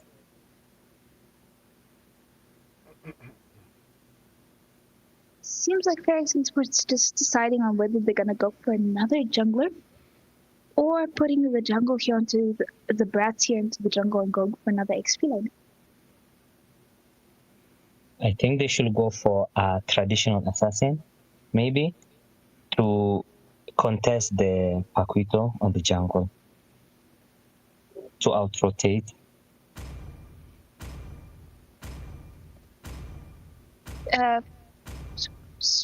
Spicy Man currently hovering here onto the Cyclops. The Cyclops is gonna work. I mean, his ult isn't that big of a deal too much if it's stolen by the Valentina. Although, the problem is his range is so short. So if he's gonna try to get close to the Paquito can immediately burst him down. Yeah. I think most of it comes down to comfort picks here, especially the Cyclops, the Lunox, and the Martian. As we also see the Freya getting picked up here by the side of Gascom Esports, there's a lot of team fight capabilities coming here from the side of Ferox Esports. Well, it seems like the side of Gascom is going more for that counter engage just to be able to deal with any engagements coming in from the side of Ferox Esports. Yes. And now we shall hand over to Scop and Scop's Mr. king Cali. Mr. Cali. Hello, guys. Yeah, there you can hear the Mr. Very, very special person in the live chat. Bro, what's your take or your hot take on the current draft? Who do you favor, Ferox or Honestly, Gascom? I am quite concerned about the early game year for Ferox Esports. They have a lot of die potential on Gascom, and I don't think they have a lot of tools to shut down invades here. I think that's going to be a big concern. Well, I mean, looking into the draft, right? I did see you were shouting out in the chat, this is open, that is open, right? Yeah. It's for me, like Ferox, they were very confident going into their picks. Yep. Their first 3 picks, to be honest. And just after that, I don't see the synergy. But, I mean, look, it could go either way. But I'm favoring Gascom Esports. As we do see the Thorn currently is onto Sekai, and Atlas takes a lot of damage. Really good early poke. Now they can get some leeway there into the jungle, looks like. 100%. Well, we do see the rotation going onto the Litho. 1v9 Spicy Men. I mean, look, if I need to pick a favorite skin, I'm going to say it's Yoda, man. Like, it is very funny seeing him just fly around. 100%. It's really funny. I do like that they're giving Cyclops a lot of space here. It seems like it really was just comfort picks, and these teams seem to have a bit of a rivalry because they also have like really interesting bans. So it seems they run into each other quite a lot, so they know more of the pace to expect and how much freedom they actually have to make plays. Well, if the Cali to answer you there, or just to respond to that, like these two teams, they know each other extremely very well. It's 2 fellow Madagascan teams, and they face off against one another quite often. In any case, we do see Sakai going in with the second skill with the Atlas, as we do see the That's pullback a coming. lovely stun there onto the Belleric. Oh, forced to waste the flicker and run away. Yeah, I Okay. mean, look, this is going to be very dire. The first turtle has spawned up right there. We do see Belleric. Chuck Norris is just keeping the vision onto Ferox Esports, just trying to keep that opening for Zyland with the Paquito. Paquito is going to have a good time against the Cyclops because I mean he does do a lot of damage against the squishies. Mm. And Valentina picking up Yeah. the fatal links. I mean, next team fight, the Ferox needs to be careful. Yes, and also the difference in power spike between these two junglers right now is very noticeable. Cyclops needs at least 2 items to be viable, and Pack just needs to exist. Like, that's a very big difference in terms of teamfight potential for these objectives. As we do see the rotation coming onto Erythal, will Belleric be able to catch the Erythal? He will have the Rapid Rides in the next few seconds. He does have it up. Spicy Boy just popping that armor buster just to keep Chuck Norris Ooh, we have a honest. fight in the bot. Oh, and they've caught out the Paquito with the Barret ult. Lovely stuff. Oh, I mean, Clutch, Cyclops picking up that first blood. Paquito will Zyland will definitely not be happy about it, but we do see the blue buff invade as lovely invade. 1v9 Spicy Men does steal the blue buff away from the Paquito. Savitar with the Daytona Blast. Oh, bro, I mean, like, Barats, we've seen a lot of Barats in the EWC. Yeah. The Barretts is definitely a very strong pick against a lot of dive heroes. And on the side of Gascom, we see at least 3 of them, which is the Freya, the Marsha, and the Paquito. Valentina is like a semi-dive character, but they have a lot of tools to deal with that right now. Especially the Atlas ult. Yeah, that fatal link. I mean, look, they need to be very, very careful as the Rapid Rides has been popped. As we do see the Valkyries getting Lovely committed. set. Sekai doing a lot of damage, but Shiro getting taken down, and that's a double kill going in favor of Spicy Boy. That's a 3-for-0 exchange going in favor of Ferox Esports. Kelly, I believe, bro, we put a curse onto Gascom right now as Zyland gets the pop-off onto Spicy Boy. Honestly, it seems like a difference in communication because a lot of these are they're getting caught out and picked out in these single encounters where Ferox is staying tightly knit together, always setting up for the mage or the jungler to be able to do things. Oh, that's a nice ult pick up there. 100% as we do see Sakai. He does take a lot of damage. Will we see the Fatal Links getting committed as we do see the Rapid Ride? Zyland currently so low. Will we see the Daytona Blast now? The flicker coming out from Belleric. Marsha secures the kill onto Lunox, and Cyclops picking up onto the Belleric, right? We do see Ares coming in with the Valkyries descent onto 1v9 Spicy Men. Savitar is being hunted. Will Marsha catch the Baratza? And we do see... Oh, the stolen Daytona Blast takes down Savitar. That's a 1-for-1 exchange. Wow, what a lovely team fight. But we can still see that Cyclops is going to be the ultimate winner here. Picking up multiple kills. Yeah, double kill, just finishing off onto the Marsha and Valentina. And right now, the gold lead that Ferox is gaining is starting to stack up. Because we can see that Spicy Men is currently, getting all his items online pretty quickly, which is very surprising. Well, you did mention, and you did jinx him. You did say the Cyclops needs 2 items. He's about half an item away right now, a quarter item away. So it's going to be very impactful coming in from the Cyclops. I mean, Exactly. I feel like if Gascom wants to have a bit of a comeback here, they need to regain some of their map pressure, because right now Ferox has a lot of freedom to navigate wherever they like. Yeah, 100%. And Jesse, yes, it is Cali casting today. Thank you for sending Cali our way. As we do see the stun and immobilized landing onto the Belleric, as we do see the Fatal Links has been stolen by the Valentina. Sakai taking a lot of damage there. However, Sky Piercer blocks from the Lunox as Paquito gets taken down. That's double kill coming in for the Lunox as Freya also gets sent backing. Man, Cali. Wow, you can see that their tools to deal with these dive characters are benefiting them so much in these team fights. Yeah, bro. For like how it's standing right now, especially with the 5k gold lead that Ferox has, and they've got full map control right now. Yeah. It's going to be difficult for Gascom to, well, get the turn back, because what Gascom needs to do right now is to not go for the team fights. They need to go for the push-offs. Ideally, go for a 3-2 split or a 4-1 split. Try and get a side lane pushed out and just force Ferox out of the team fight compositions. Yes, yes. Honestly, they might just have to use the objectives as, attractive bait here and there to try and get some map control on the opposite side of the map, which loses them some progress right now, but later on could be very impactful once they have more items under their belt. 100%.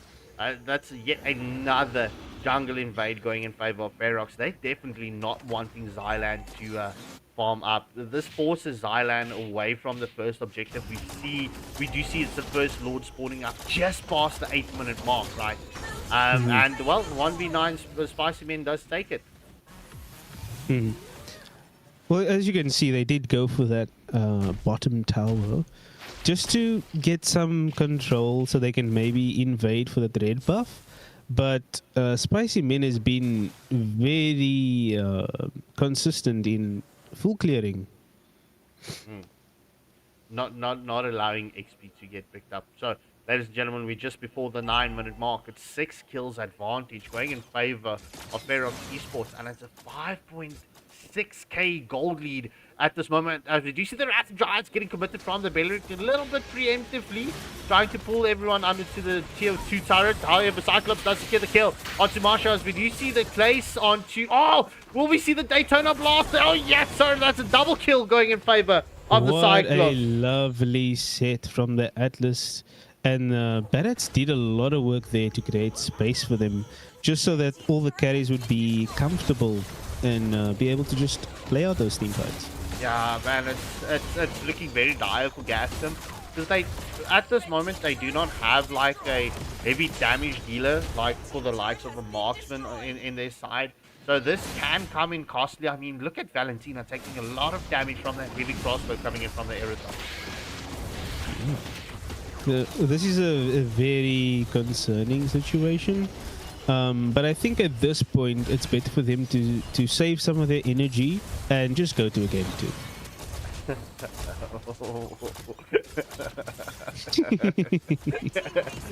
That's the first time that we heard this. Honestly, it's a very good strategy, because now you know exactly what type of game plan the enemy team has, and you can make a better draft to deal with their tools and the type of engagement they want to do.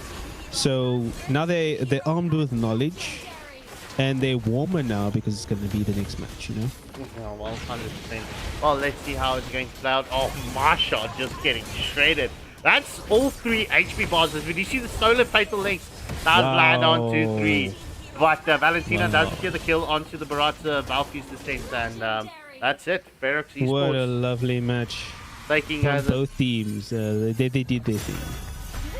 Yes, sir. Yes, sir. Yes, sir. But Ferox just being the better team in this first matchup. MVP going to 1v9 Spicy Men on the Cyclops. Yeah, Kelly, it was Caster's curse, bro. It was definitely Caster's curse. My words are too powerful. I apologize, guys. But look at that damage out of the Cyclops, 44%. Wow. Those team fights mattered so much. Also, the most team fight participation. In any case, MVP going to Cyclops, and Ares picking up a chocolate. So it's not often that you see Ares picking up like a chocolate. But in any case, ladies and gentlemen, let's jump into the next section. Let me just quickly switch everything around, and we will be good to go. All right, so game number 1. And to be honest, Ferox didn't have the most promising of group stages. They just finished 4th in their group, in Group D. Then suddenly we hit this the round where everybody's getting eliminated, and then suddenly, oh my goodness, Ferox just stepped up a whole different level, taking the first game here up against Gascom. This is gonna be exciting. Game number 2, will Ferox clutch this out 2-0? Can we see Gascom come back? Will our caster's curse be strong and continue into game number 2? Or will Gascom overcome? Because we know how strong they are as a unit. So, Lotus, what are your thoughts based on the previous match? Well, I think it was okay. I didn't see all the most of it, but with the way that it was really difficult for the side of Gascom Esports to really get any farm in, and because there were so many team fights continuously going on, it didn't seem like the side of Gascom even had really a chance to go for the farm. So this time around, when they want to maybe scale up a bit more, try to avoid fights more early game, depending on the draft, of course, and then go more in, focus more objectives, more turrets, and don't engage too much into the team fights, because turrets are weapons again. Well, I'm also starting to believe that dinosaurs need to be extinct for a reason. Because that Barat, how do you stop him now in the XP lane?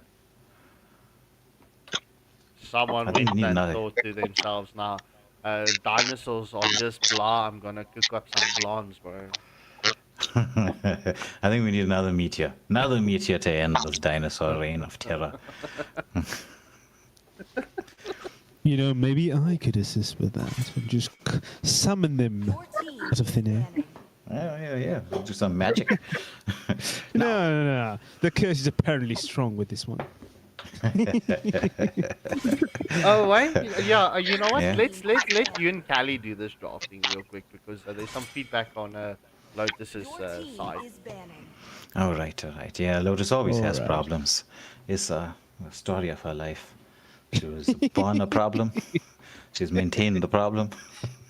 I don't know what else to say. You know, some people, they become stronger over time. Yeah. And she can't even defend herself because her mic is bugging out. We can take full advantage of this moment. It's just some light bullying, guys. It's just some light bullying. Nothing harsh. Yeah. Now, draft-wise, Hilda, interesting, right? I know Hilda is pretty decent in the roam position, but if you take in a look at the EWC, picked up less and less compared to the previous meta. And I mean, there's the Barat. You have to get rid of this thing right now, unless you're going to be going for seems some they hard want to counters. go for another dive-heavy comp, so taking out their Barats is important. Same with the Guinevere. Guinevere is also really good at invading early and disrupting their rotations. So Yeah. it That seems means- like Yildiz more of a target ban, just from experience. Yeah. Well, it means that they could potentially be going for assassin play on the jungle. This is true. Yeah. But they are opting to go with the Shiro, picking up the quad early on. Good. Wow. So Yeah. Atlas is still Leaving open. open that gourd was definitely a decision, but it seems like they focused more on getting rid of the assassins. Mm-hmm. Yeah, they did. I mean, God is still one of the strongest mages right now. He can actually sort of deal with the Eudora if Shiro's positioning is right, which it normally is. Eudora is just so scary right now. Yes. Yes.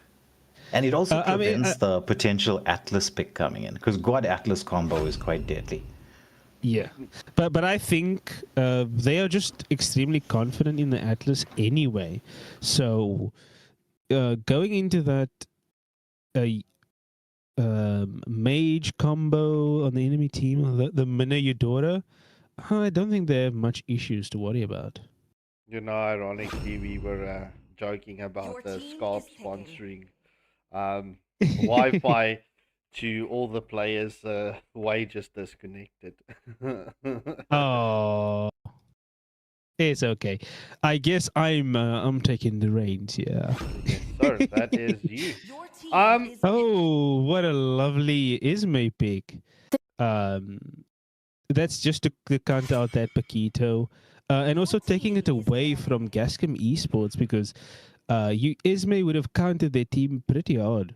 Yeah. the Minotaur giving people shield and having that huge shield would have been a really big disadvantage. You know, and the other thing is, we've seen so many occasions with the Esmeralda just tanking through everything and Yeah. sustaining the Paquito. I mean, the thing for Savitar to do right now with the Esmeralda is 100% just to mirror Ares in his rotations. Exactly, yes. I think using Esme just to harass consistently is definitely a good direction to go in. Because she doesn't need a lot of items to be effective, which is pretty nice, honestly. We see a Leomord ban, a carry ban, and an Irithel ban. Was the Irithel really that much of an issue for them there? Apparently so. I mean, it coming in as a respect ban. Oof, I made a Wow. boo-boo. Okay, Cyclops, and they pick up the YSS. This definitely seems like an experience thing because they banned the YSS the first game. Yeah. Wow. So maybe we'll see some more dive heavy gameplay on the side of Ferox because they were pretty conservative into the Gascom Esports lineup from the previous match. Yeah. I made a boo boo. I just quickly need to fix this.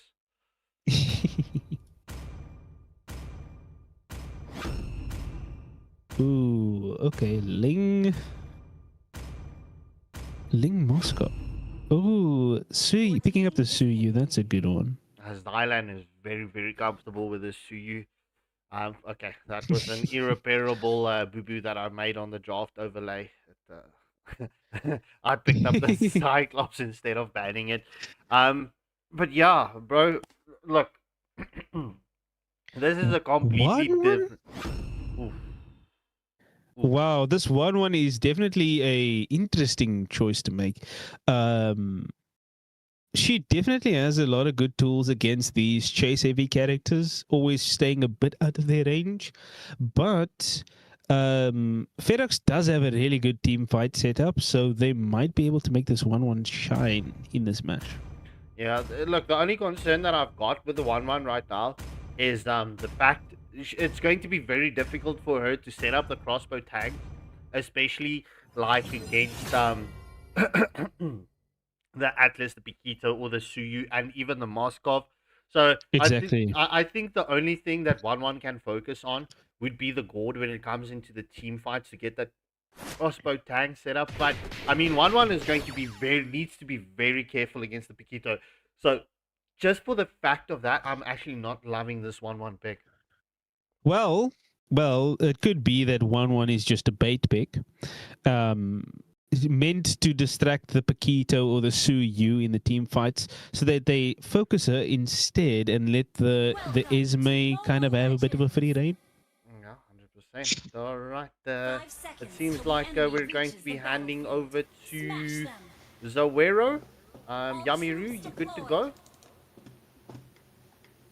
Yeah, we're good to go. Thank you very much indeed. This is going to be game 2 between Ferox Esports versus Gascom Esports as well. So far in, we see how Ferox has adapted to the whole meta, really showcasing that combat power pretty well. I mean, so far in, they have won against probably the most favorite in this tournament. I mean, they're coming up with very interesting drops so far in. The spicy ball and the 1-1 could really give in something of that could really change the whole landscape of this combat. Like, really, at this point in, Ferox just need one more win to really ascend to the semifinals to face up against Salvatore Sigrid. But right now, Technora is taking a lot of damage. This Sayu really getting stunned in. A lot of exchanges really coming through from both teams. Yeah, so it's gonna be a lot of action right in the early game. That's what we're gonna be expecting with this Paquito and the Esmeralda pick. Oh, yeah, top side. Interestingly enough, with the rotation by Shiro that picks up the kill. Interestingly enough, that was a very good rotation coming through by Shiro. Really takes out Spicy Boy. That's gonna drain out the scaling just a bit to that 1-1. But so far in, it's gonna be 12 seconds for the first objective to spawn in. And we do see Gascom rotating downward, setting up something right now. Ooh, that's the flicker out. That's gonna be goal without a flicker at this point. In this matchup, the god has to be very, very careful, especially considering there's an Esmeralda who will just run you down throughout everything and still Ooh, the engagement setting in top mountain shotgun. That's devastated the Ares, and that's going to be a takedown. Looking for more right now. Azan's kicking a lot of damage. Ooh, the Thunder takes out YSS. That takes out Sayu, actually, my bad. But that was a very interesting takedown. But that's going to be 2-0 exchange. As right now, Spicy Man's going to take this first objective uncontested. Yeah. Suyu on the immortal form is very susceptible to the magic damage. So Eudora took just blasted him with it. This is really turning out to be a very fearsome matchup right now for Gascom. Ferox is coming as a very dominating force in this tournament.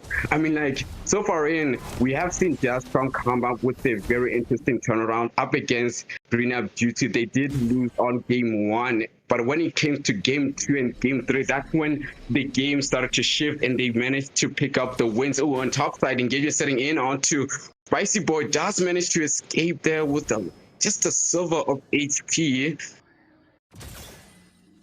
Yeah. The Moskov is gonna be winning the lane for the most part of this throughout this game, and he has put on Master Assassin as the emblem. And that's true. That allows him to engage. And now the Mountain Shocker lands onto Moskov. That's a takedown by YSS, picking up the kill. Really overextending there. That allowed that kind of engagement to take through easily. Yeah.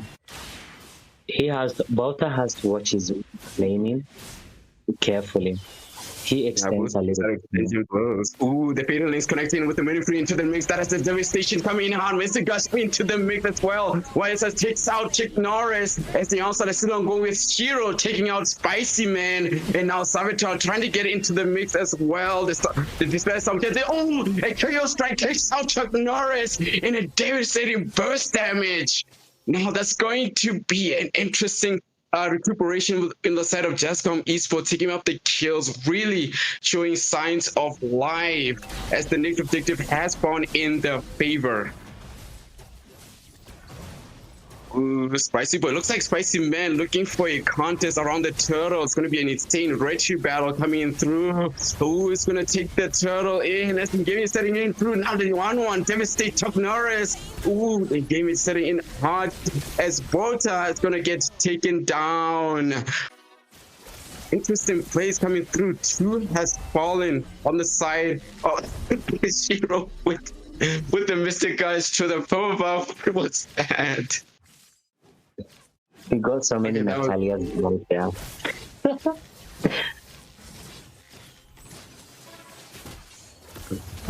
Now the invasion is swept through as Ferox Esports setting to take the red buff in, as meanwhile Spicy Boy on top side just taking out the tier 1 turret, as now Ferox is looking for invasion and a gank on the boss side right now. Ooh, Ares has to play it safe. Montesaga has revealed his position. Now the engagement seems to be on set, but does connect in. The Star Moon connects the KO to escape the damage. SOD into the mix, does not land. And now the engagement setting in, that's going to be Slant taken out.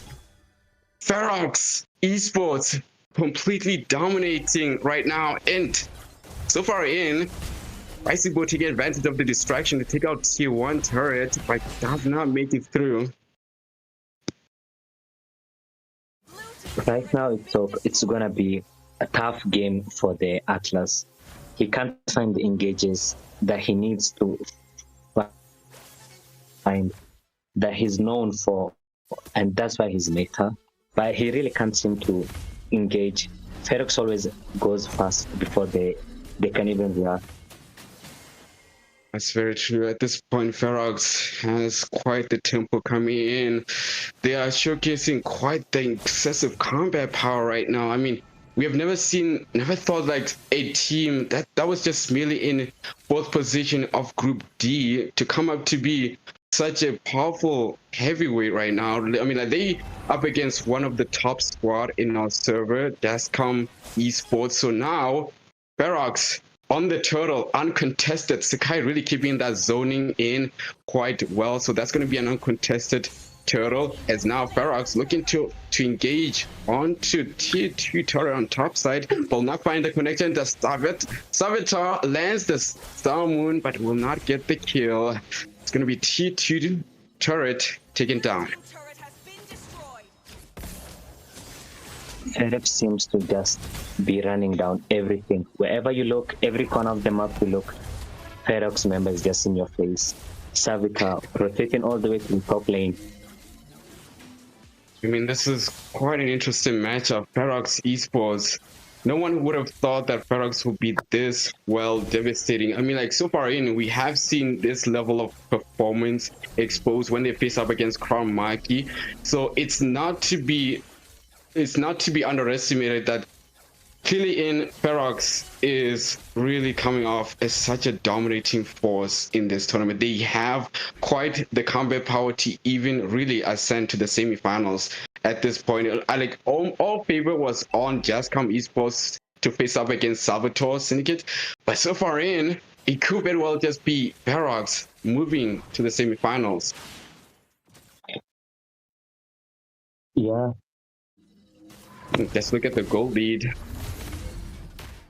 Gascom Esports suffering that 5k deficit. It's gonna be hard to come by now. Engagement setting in on top side. It's gonna be Spicy Man getting taken down by Ares. Meanwhile, Shiro takes up the kill onto Eudora as engagement sets to take place on the mid lane. Oh, Munim Fury does not land to anyone. That's gonna be a burned out ultimate. Oh, that's the stunk up. But doesn't seem to be an engagement. Sagnaro's trying to find a setup. Gets the Surgeon Blade connecting in. Now the engagement is setting in onto Sakai. Will be able to sustain it all, but the onslaught is still ongoing, and Zon managed to keep up the kill. Yeah. Now, the Lord. Ooh, the engagement is setting in. Ooh, the Surgeon Blade connects onto Spicy Man. Now, Kelra trying to find an angle to engage in, but will get zoned out. Oh, there goes the Creo Strike onto the opposite side, but gets off the flicker on. That's going to be a shutdown. And now the engagement is still ongoing. Spicy Man takes out Slan. That's going to be a free Lord in the absence of the enemy jungler. Yeah, Gascom can really just go for the pickoffs and then hopefully they can win with the numbers. Because right now, if they decide to go for a 5 versus 5, the Minoran Fury is just gonna beat them. So far, so good. Gascom has to come up with a strategy because they know that if they lose this, they're completely out of the tournament. Ferox Esports, this is a force not to be underestimated. They are really coming off as quite the powerhouse right now. They have quite the combat power. Their playstyles is really on another level. They're showcasing the experience. They are not to be underestimated. Someone lands onto 2 units. Savitar really trying to engage the opposition status. Ooh, gets done quite severe onto the wall. Lord coming up top. Now the engagement could likely take place on the tier 2 turret. Ooh. Damoon. Ooh. Now there goes the finally connecting high onto engagement status. Now it's gonna be the Marine Fury take. That's the knockout. Now it's gonna be Spicy Man taking out Shiro in a clear spree kill. The defense has to be on top. Ferox is looking to end. Gascom has to ready themselves. It's gonna be Holy Shield procced in on the mid lane base. This is one tough game for Gascom. They just have to start playing for the most part right now, and they want to be able to shred the front line. Really overextending.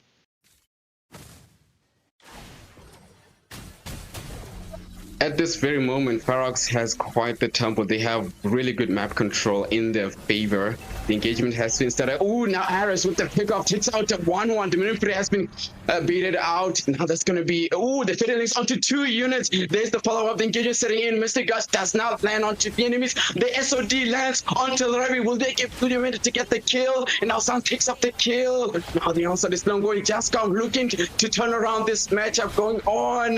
Gets the shutdown onto Spicy Man. Now it's going to be 3 for nothing exchange, but the engage is still ongoing high as Gascom is not done yet. They want more blood. They want to devastate, sustain. Saboteur trying to sustain the damage, but will get taken down. Now it's just Sakai left against the world. Will be taken down by Shiru as Gascom Esports is showing signs of life. They want to turn around this match. Now Aries trying to get the pick off onto Spicy Boy, but does not get the range in.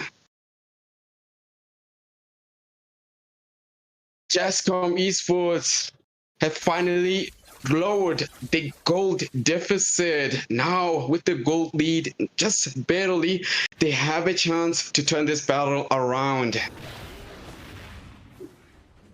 You remember the way I was saying they pick one off and then they can start hoping for these team fights, because 1 versus 9, if he's out of the team fight, they can clearly win it very well on the side of Gascom.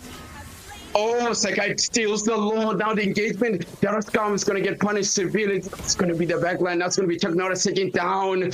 Ooh, this is not what Gascom wanted. They lost the Lord, and now the goal lead is now in favor of Ferox Esports. This is not what Gascom wanted. They conceded the Lord, and now it's all in favor of Ferox to end this. The Holy Shield is now gone. All they're left with are the base turrets on the favor. So it's going to be a heavy defense demanded on the side of Gascom Esports. They got the defense right now as it is. With the God, the Mystic Gash as well as the Moskov. Right. Now the question is, they do get the lane synchronized. Now this is going to be a tough defense demanded of Gascom Esports. Ferox wanted to find an angle. Aris has to use the flicker in, gets decimated by Spicy Man, and now the engagement is still ongoing under the base perimeter. Oh, the defense has to be initiated. The Lord is within the base perimeter. The engagement setting in high. As right now, doesn't seem like Ferox is going to commit further. To just could not have enough angle. Now they're gonna focus on the base. The Fiddle connecting to 2 units. That's the follow with the Mystic Gush. That's gonna be a takedown as Sun looking to take an end game, but now gonna get punished for it. And that's gonna be a killing spree. Gets taken down. Shiro grabs the kill onto the 1-1. The defense is still ongoing. Gascom will have to defend again as Ferox is looking to retreat. The conceal has been activated. Could they find an angle? No, they cannot find it. Gascom is still in this match. This is such a good game. We can't even catch a break. Fights every corner, and that's what you expect from a team like Ferox Esports. They love rolling it out. They love those skirmishes every single corner of the map. True. So far in, even the fact that they did manage to defend, they did lose 2 base turret. So that's something that is well in favor. Oh, the Fiddle is connected onto 1 unit. Now the engagement is setting in high. Saboteur does manage to sustain through the offense through damage. Now the encounter engaged. Ferox does find them, and now they're gonna be decimated quite hard as Chuck Norris falls into the hands of Spicy Man as well. With Boda gets taken down. That's 2 members down. Gascom is only having 3 members left to defend. Ferox wants to end this. They want to end this. The minions are within. The manipulator has been committed. That's going to be the knockout. Ferox is still using a lot of offense into the game. And now that's going to be game 2. The win going in favor of Ferox. Ferox is cementing their placement in the semifinals. They will be facing up against Salvatore Syndicate. This is one insane matchup. Ferox really showing a dominance performance so far in. It's going to be Spicy Man picking up the MVP, and on the opposite is going to be Shiro with the MVP. Beautiful performance on both teams.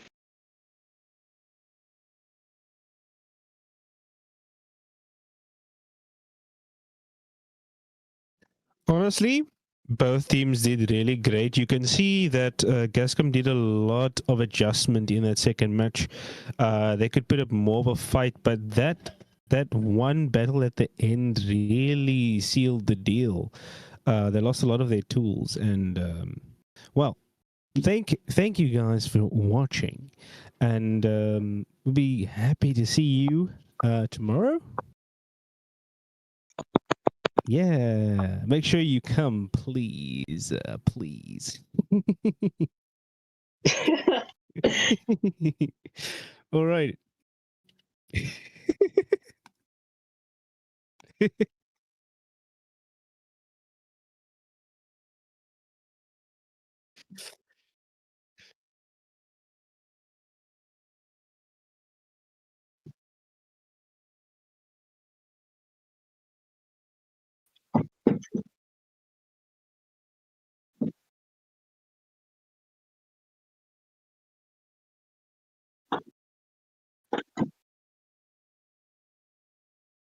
Goodbye.